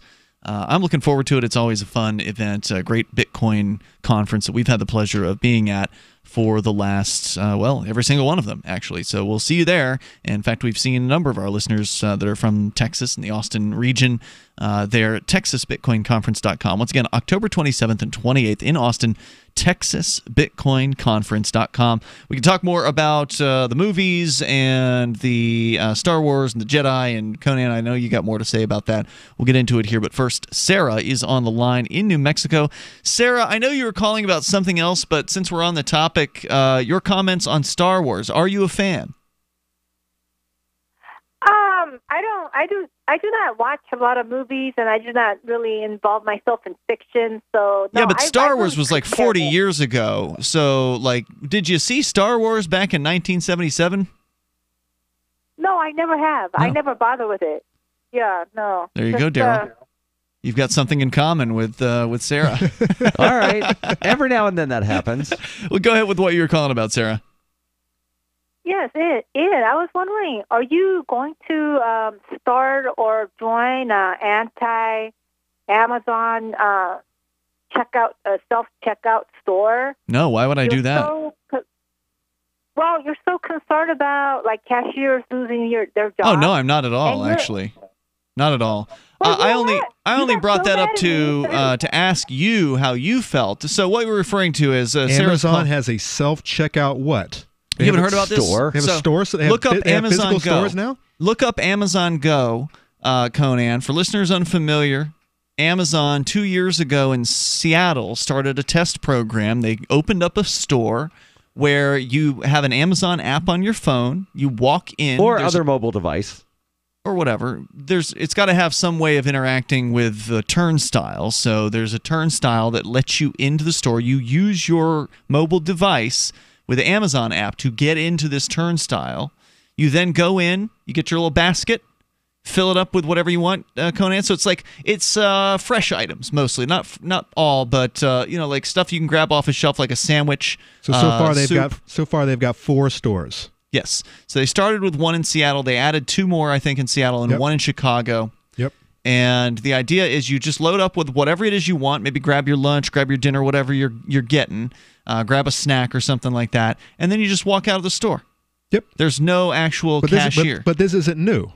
It's 2 years old at this point, but they're talking about rolling out. They tested it. Now they're rolling out more stores. They're going to roll out a few dozen apparently over the next couple years, and then maybe as many as 3,000 is the supposed plan that was being talked about this week. Sarah called in as a result, actually supporting that, and I was just asking you, Sarah, trying to come at it from the perspective of, well, what about the cashiers? Personally, I accept progress as something that just it's natural, it happens, and people are going to lose their jobs as a result of this progress. Otherwise, we'd still be, and Sarah might like this, we'd still be carting around on horses. Well, actually, that was the reason why I asked, because I wanted to find out what you thought, Sarah, and it turns out you're in favor of the Amazon stores. You're in favor of this particular progress. Okay, here's the thing is that how come you attacked me when I supported the bus drivers, the self-driving buses? You wanted to know why I'm so much for the bus drivers losing their jobs. It's called playing devil's advocate. It's called playing devil's advocate. I take a position in this case on that to ask you how you feel about a thing so we can find out what Sarah believes. If you want to know what I actually think, I'm in favor of all these things. I'm in favor of development. I'm in favor of technology. And I understand that means people are going to lose their jobs. But the good news is there's other jobs that will be created. Correct. And that might actually reduce the cost of things. Right. So that you can actually buy more. With the same amount of money. And so because you've freed up that position, now you have more opportunity. Maybe it's the owner of this particular store. You have more money to spend on other things. Right. I don't think it's necessarily a happy event when somebody loses their job. It's usually unexpected. It's usually, a shock to the system. Sometimes they're not ready for it. But almost every time, at least I've seen this happen so many times, where somebody will lose their job and it's like, look, this is just your next step. It's just one door closes, another door appears, which you can then open up and walk through. And get a better job. I think that I think the younger generations I don't think they have any problem with this, and they're going to be much more capable of embracing this move, because we are the generation. The automation we move? are the generation who changes jobs every 6 months. Or we work part-time this, part-time that. I'm all over the spectrum. But I know a lot of the boomers, they've worked one job their entire lives. It's all they know. It's all they love, and it's like, that sounds awful. I can understand how they could see a job being lost and having to go and find another. To me, it's like I'm looking forward to it. Go ahead, Sarah. Well, the thing is that why are the bus drivers so fearful of the unknown? Like you said, when they lose their driving job, there's going to be other computer-related jobs coming up, and also, if robots are doing all of the work, they would have so much surplus and money that all of us would get the universal basic income. Well, see, that's where we're going to split. So I agreed with what you were saying about why are these bus drivers afraid of the unknown. That's true. People are, not just bus drivers, but people generally tend to be afraid of change. Yep. Because it does represent an uncertainty, right? Like when you lose your job, you're not sure where things are going to go from there. And if you haven't been inculcated with the idea of, hey, look, everything's going to be okay. Just look for opportunities, get out there, put it out there that you want things to change, that you want a good, thing to come about, and it's going to happen for you. And in the case of these unionized bus drivers, I'm sure they are paid quite well. Very well. And try to go out and find a real job where they're providing customers with a real product, trying to get paid that much. I think they should be worried that they actually have to go out and live like the rest of us by working. Yeah, that's part of it, is that they're afraid of losing the sweetheart deal that they've had for so long. It's the same problems with the government unions and especially the teachers. It's the same problem with a lot of established kind of jobs and industries as well. Look at the taxi drivers that are upset about Uber and Lyft bringing in new competition. Oh yeah, competition is there. Right. Competition is the big one. Right. So I agree with your sentiment on this, Sarah. I think that people shouldn't be afraid of the uncertain in the future. They should embrace it, like you're talking about, Conan. There's always a better mousetrap, and we should be looking to make our lives better by moving up and evolving. But using the government like universal basic income or universal health care, those are terrible ideas, because those are always implemented through coercion and violence. And thank you for the call tonight. We got more coming up here. 855-450, free like freedom. And it's uncertain. We don't know what's around the corner. Maybe your calls. Hunters, anglers, campers, and survivalists. Get back to nature. Expand your horizons with the highest quality, most versatile, unique slingshots and sling bows on the market at slingbow.com. Slingbow products are compact and models start from just $17.98. They're perfect for your bug-out bag or storing in your vehicle. Give yourself and your loved ones the excitement and tradition of Slingbow, a new frontier in archery and truly modern twist on this primitive survival tool. Feel the thrill only at slingbow.com. Ever wonder how Bitcoin and Ethereum were created? Vercel Media has helped hundreds of companies and individuals make their own cryptocurrency. Decentralized blockchain solutions are making the world more transparent and giving power back to the people. Vercel Media has helped companies raise tens of millions in the past year alone, structuring and marketing ICOs to the thirsty crypto public worldwide. Don't miss the cryptocurrency revolution. Visit vercelmedia.com, VERCEL media.com. My name is Angel Rach. I'm a mother of 2 teenage children, and I fought all the way to the Supreme Court for the right to use the medicine that saved my life. I've been permanently disabled for 10 years, with an inoperable brain tumor, wasting syndrome, and several other serious conditions. For 4 years, I was in a wheelchair, in so much pain I couldn't even hug my kids. The hardest part was looking in their eyes and seeing how much they were suffering because of my medical condition. The medicine that gave me my life back and gave my kids their mom back was cannabis, also known as medical marijuana. With medical marijuana, I can walk, maintain my weight, and I can be a mom. Without it, my doctors believe that I would die. To learn more about medical marijuana, contact Marijuana Policy Project at 1-877-JOIN-MPP or on the web at mpp.org. What do you shop for that you could otherwise buy at Amazon? Pretty much everything, right? Amazon has competitive pricing and they deliver, and that's a big plus. If you could plan ahead in your shopping, would you be interested in saving up to 33%? There's a catch. You have to do your shopping in Bitcoin. But imagine those savings. It's like a huge raise. All you have to do is go to saveitpurse.com. We've saved thousands, and you can too. Plan ahead and save. Saveitpurse.com. LRN.FM now has a Discord. Discord is a free text and voice chat platform, and we now have our own server with a bunch of channels at discord.lrn.fm. You can join other listeners as they chat about various things during our live shows, or anytime, day or night. Discord software is available cross-platform, so you can have it on whatever device you want and take your chats anywhere. Join our Discord at discord.lrn.fm. That's discord.lrn.fm. Why did you move to the Shire? I moved here to the Shire because there's other people around who take liberty just as seriously as I do. I moved to the Shire because I saw videos of people challenging authority and thought that I could get support myself. It called to me, like, do this right now. I wanted to be around people like me who got it.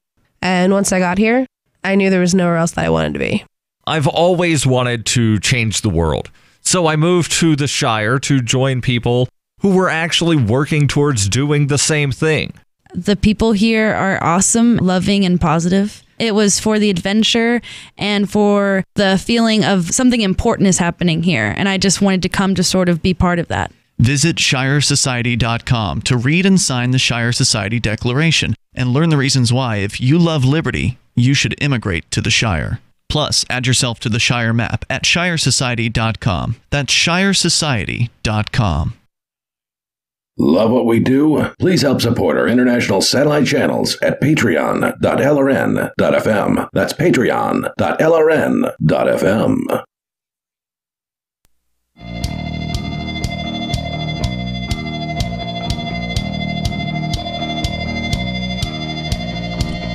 Free Talk Live. Dial on in here toll free and take control of the airwaves. Our number is 855-450-FREE. That's 855-450-3733. We do have the Discord on-air call-in line rooms. They're open and available to you over at discord.lrn.fm, discord.lrn.fm.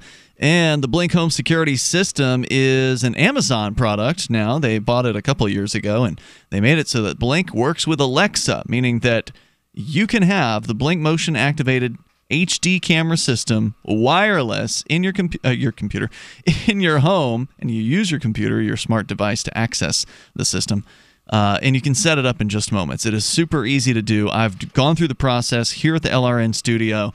It's working, and it works well. You go to blinkprotect.com/FTL to get yours and get 15% off of your system. That's blinkprotect.com/FTL, like Free Talk Live. No contracts, no subscriptions. and you get to monitor your home, and it'll send you clips whenever something happens in front of the cameras during the time frames you specify. You set it up how you want. blinkprotect.com/FTL, and again, 15% off if you go to blinkprotect.com/FTL. Did we leave off somewhere, Conan? I think you kind of went through the Jedi code. You tore it up. You called these people hypocrites. You called the Jedi essentially as bad as, if not worse than the Sith, because you read the Sith code, which is sort of the opposite of the Jedi, supposedly. But the Sith actually have a freedom-sounding code. Oh, sorry, Conan, let's try that again. The fact that the Jedi proclaim themselves the guardians of the galaxy, and then talk about hubris, and then you go down this list, and it's like you know these points that prove otherwise. That in my book makes them worse, because at least the Sith aren't proclaiming themselves to be, you know, these crusaders, these protecting the good and all. They're just like out there like, hey, I've got passions and I'm going to move on it. I'm going to do what I want. And I mean, if you get in my way, you might get trampled. But these, you know, at least they're truthful about it. At least they're not lying to the people that they're supposedly supposed to protect. We ended up going into touching on the Matrix and some other kind of adventure-y, action-y movies. And wasn't there some kind of list? Did we go the whole way through that? We got done with number 1. They take little kids and they steal them from their parents. Oh, this is the critique of the Jedi. And they introduce them to their cult. They steal kids. Did you want to go through that list? I mean, I'd go through it real quick.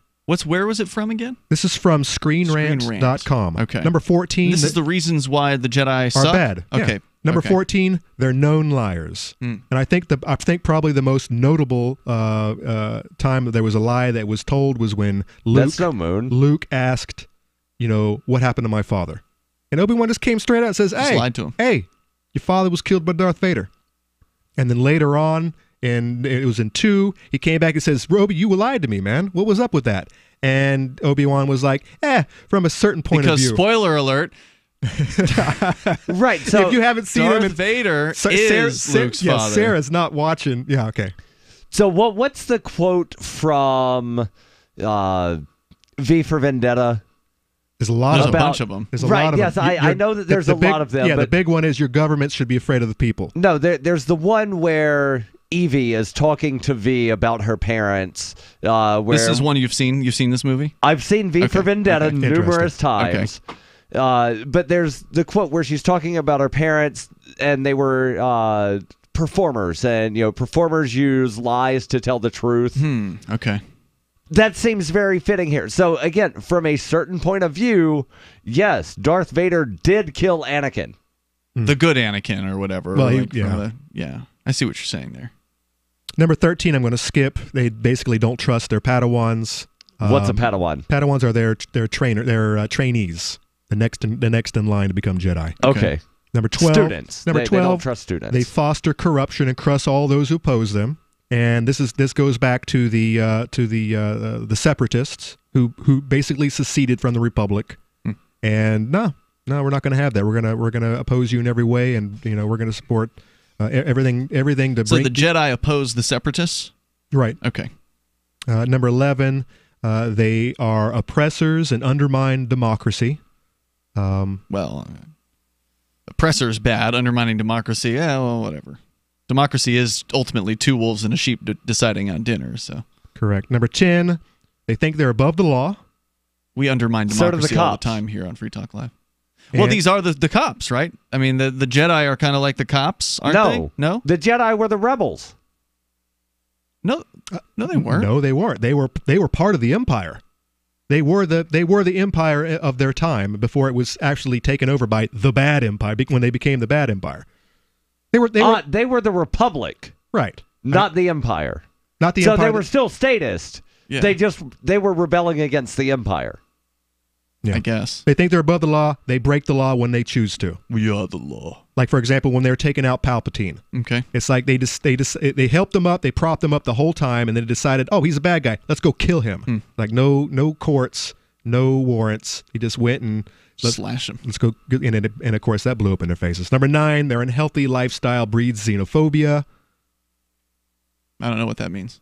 I mean, I know what xenophobia is, but what's that in reference to? I'm just not, I'm sure many of our listeners are not aware enough about the Star Wars movies' plots are. I mean, I've seen all of them, but even I don't remember all the plot intricacies, which is why I've been asking you questions all night tonight. And they're lengthy explanations. Yeah. And can you sum it up? I can't sum this one up, except that this is where they talk about the Sith code.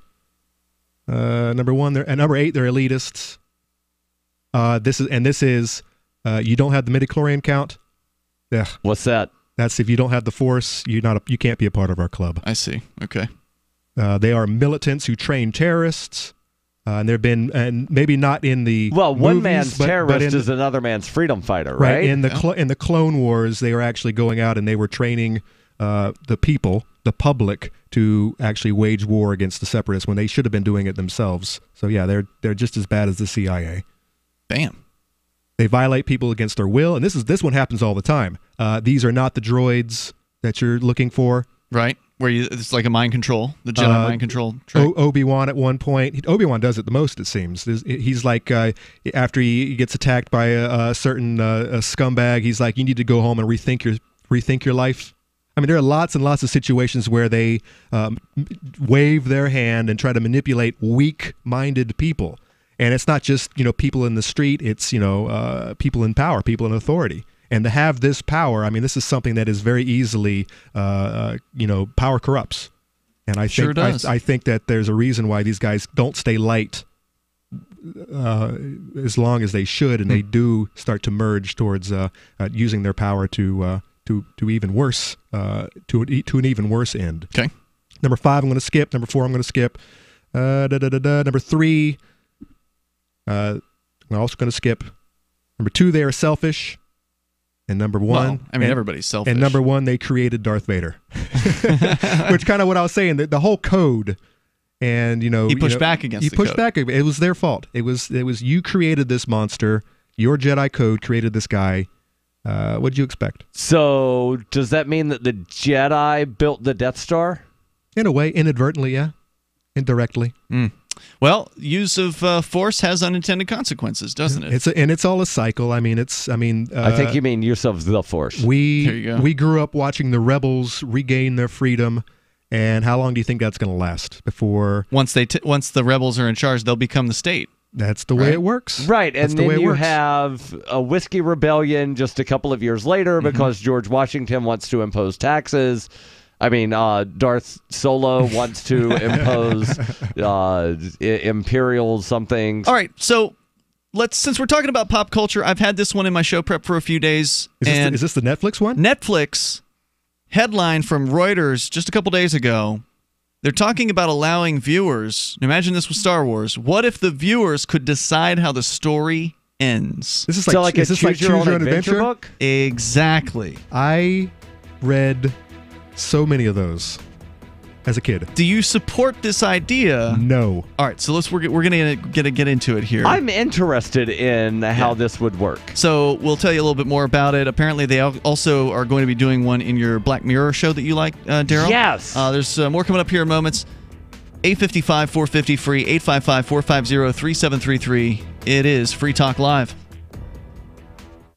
This November, I'm running the New York City Marathon as a member of Team Innocence Project because I'm a passionate supporter of their work. 2018 has been a banner year for the Innocence Project. Since January, 9 of their clients have walked free. Innocent people who combined to serve more than 200 years in prison for crimes they did not commit. And because of the Innocence Project, the risk of being wrongfully convicted has been greatly reduced for millions of people. October 2nd is International Wrongful Conviction Day. It's an opportunity to draw attention to the countless innocent men and women who remain behind bars and the need to reform our broken criminal justice system to prevent wrongful convictions. At any given time, the Innocence Project represents 200 clients who need their help to prove their innocence. This year, the Innocence Project helped pass a first-in-the-nation prosecutorial oversight law in New York and eyewitness identification reforms in New Hampshire and Louisiana. You can help the Innocence Project by going to run.freetalklive.com. That's run.freetalklive.com. Hello, this is Dr. Bill Deagle, MD of NutriMedical.com, announcing the breakthrough Red Deer Velvet DR. It delivers the protected building blocks of all organs and tissues, allowing your own stem cells as architects and engineers to regenerate you. Not since fetal life, when aging does not occur, has such an amazing NutriMed been available to help heal you and regenerate you. Anti-aging requires that you correct mineral, activated nutraceutical, and jump the gene defects and poor diet you have to deliver the cellular tools for regeneration. You must remove old damaged cells and replace them with your young healthy cells to wind the biological clock to a younger you. Order your Red Deer Velvet DR now at NutriMedical.com 24/7 or 888-212-8871. That's NutriMedical, N-U-T-R-I, medical, MEDICAL.com, or call our order line 888-212-8871.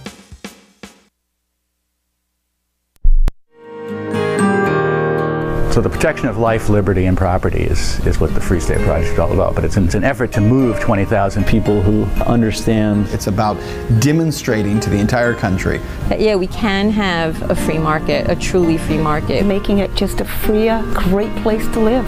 It's the world's largest voluntarist libertarian community, and it's only getting bigger. That's amazing, to be able to move to a place where other people passionately believe in being free and independent. What the Free State Project is managing to do, though, is to put their money where their mouth is. Physically getting up across the country and saying, let's go someplace and let's demonstrate the power of these ideas. There's a lot of kind of philosophy that surrounds liberty. There's a lot of thinking about it and talking about it. But here in New Hampshire, people are doing it. 101 Reasons Liberty Lives in New Hampshire, a documentary by Free State Project Early Movers. Watch it free at 101reasonsfilm.com. 101reasonsfilm.com. The LRN.FM social media channels have been revamped. We've eliminated Facebook and focused on other platforms like Twitter and Mastodon, the decentralized alternative to Twitter. On our accounts, you'll find posts from multiple LRN.FM show hosts together in one place. Follow us on Twitter at twitter.lrn.fm, or better yet, move to the decentralized Mastodon social media platform at toot.lrn.fm, toot.lrn.fm. I think you'll like it. Looking for a great real estate investment? Consider New Hampshire, which is ground zero for the Liberty Movement. Your first call should be to Mark Worden from Porcupine Real Estate. He's more than just a real estate agent. He's your New Hampshire concierge. Where are the best places to live? Do you want farm, city, the burbs, or forest? Do you want a duplex or multifamily building so that renters pay your mortgage? There are homes in all price ranges in New Hampshire, and Mark can help with financing too. Invest in liberty and property. Mark Worden can help. PorcupineRealEstate.com. Now you can follow LRN.FM on the decentralized Mastodon social media platform at toot.lrn.fm, toot.lrn.fm.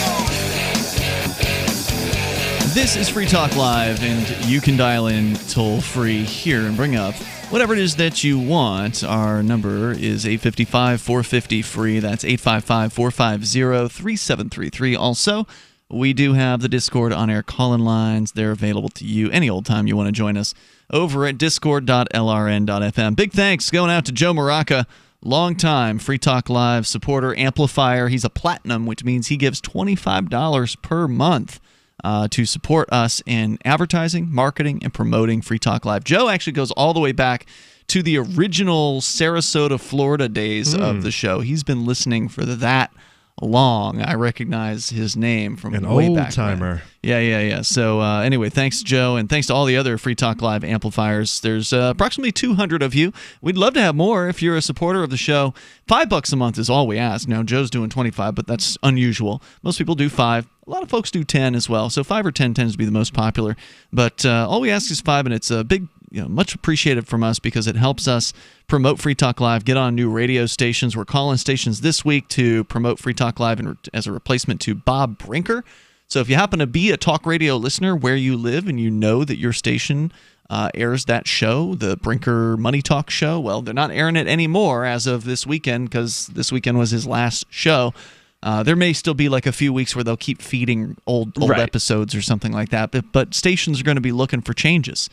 And when stations are looking for changes, that's the time. You strike when the iron's hot. Yep. Although we strike multiple times a year because we want to keep ourselves in front of these stations. And even though we weren't in the same time slot, that doesn't mean that some stations weren't delay broadcasting his show. Right. So there could be live opportunities for us there, or there could be stations that'll just delay broadcast our show and put us in there. So if you want, one of the ways you can help amp the show besides actually giving $5 a month is to contact your local talk radio station and ask for Free Talk Live. If they don't air us at all, then ask real nicely for them to air Free Talk Live, and especially if they happen to air the Bob Brinker Money Talk show on Sundays. That tends to be when most of the stations aired his show. Wouldn't hurt to ask if you've never called your local talk station before. If you've already called and asked, well, thank you. If it's been a while, you might want to consider calling back. If it's been like a year or two or something like that.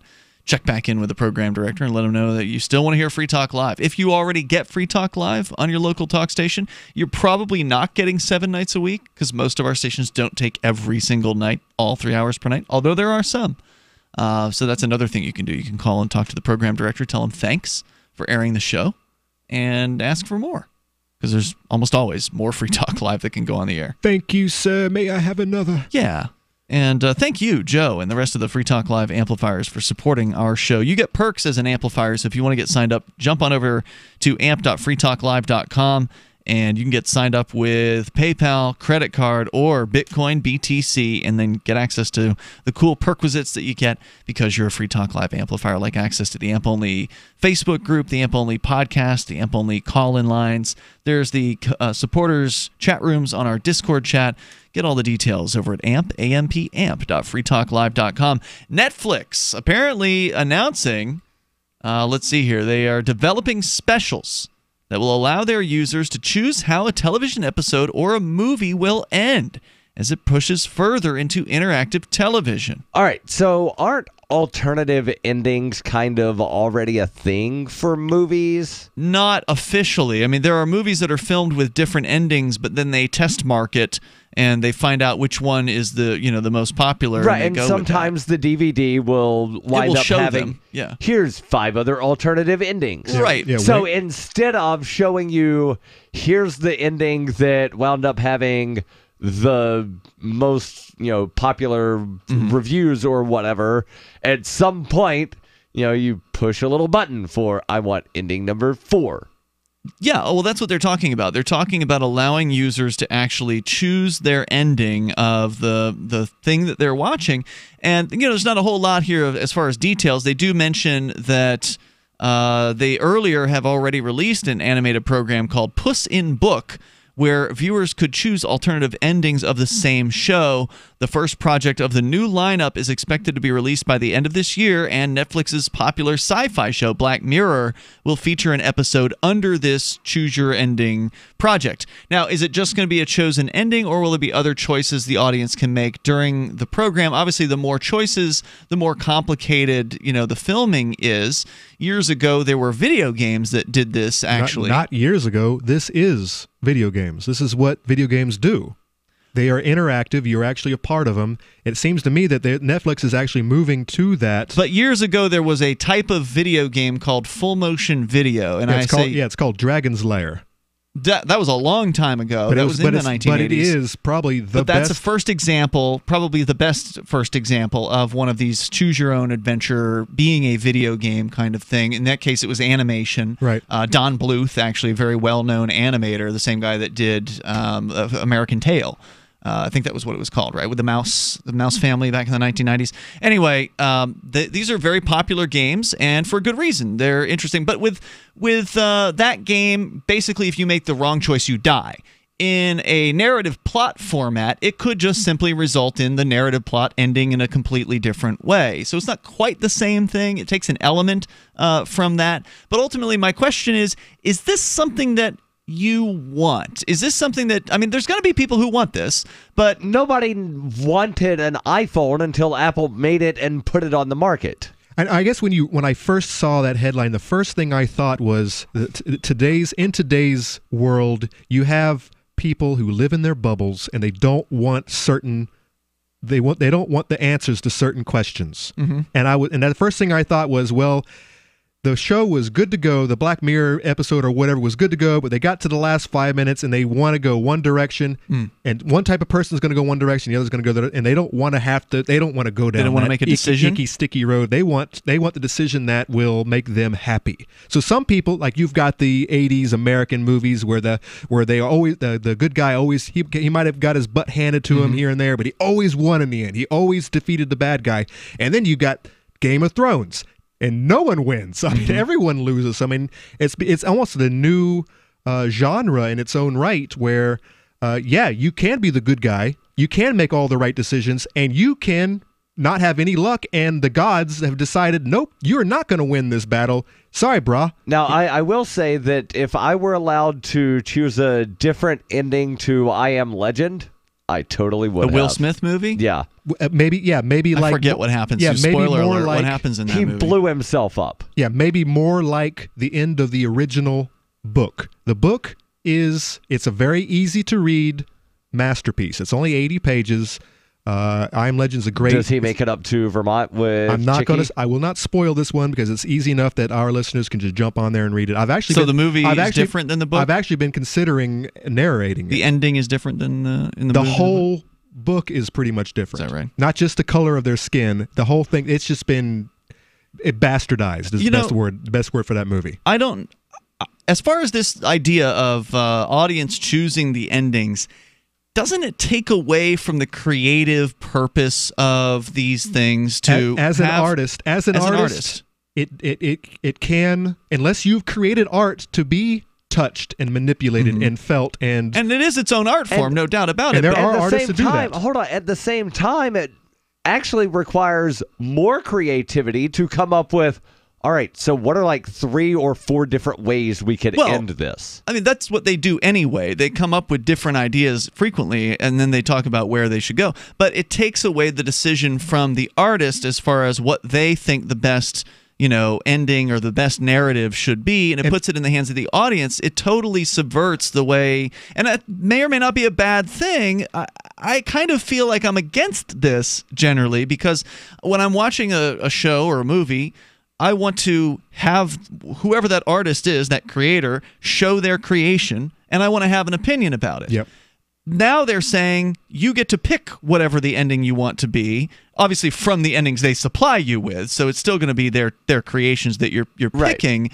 But it seems to take away some sort of intangible creation that... But you play these very well-produced, very well-constructed video games. Yeah. Fallout New Vegas is a prime example. The Fallout series is a prime example where you have so many options. But that's what you want when you're doing a video game. You can play your character the way that you want. But that's what you're looking for when you play that game. Why not have it with a movie as well? Yeah, or a show? I hope this doesn't take off and become popular because I don't want that from a movie or a show. Generally, I want to be entertained. I don't see how they could do it with movies that wind up going to theater.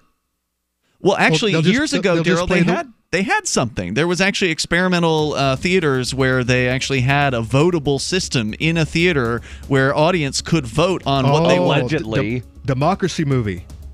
Well, no, they actually did have that. And I wish we could talk more about it. We're out of time here tonight. You can join us tomorrow night. I don't doubt that they let people push buttons. And no, I'm pretty sure it was a legit system. But tomorrow night, you can join us online in the meantime over at freetalklive.com. And then there was Clue, the movie in the 1980s that did an interesting thing, but we can't tell you about it right now.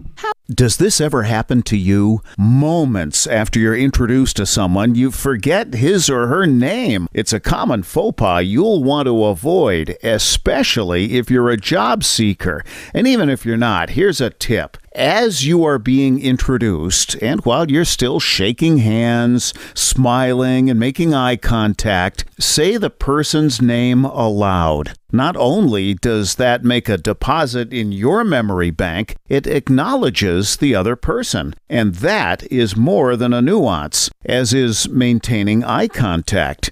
With money and attention so scarce now, effective communication skills have never been more important. Cutting through the clutter rather than blending into the blah, blah, blah will help you connect better, no matter what the conversation. For more tips, hit survivalspeech.com. I'm Holland Cook. Are you tired of governments murdering people around the world? Stop using their money. There is an alternative. Bitcoin is a stateless, free market, non-political currency. Bitcoin cannot be inflated or controlled by any government. By using their money, you are helping the state. Stop doing it. You have an incredible alternative available now. Learn it, use it, spread it. Get started with Bitcoin at bitcoin.com. That's bitcoin.com. Did you know we've taken our LRN.FM telephone listen line to a new level with the LRN.FM audio on demand line? Now you can call 712-770-8447 anytime and listen to LRN.FM's live feed. And you can listen to a bunch of our original shows on demand. Long distance fees may apply. Just dial 712-770-8447 and choose from the menu.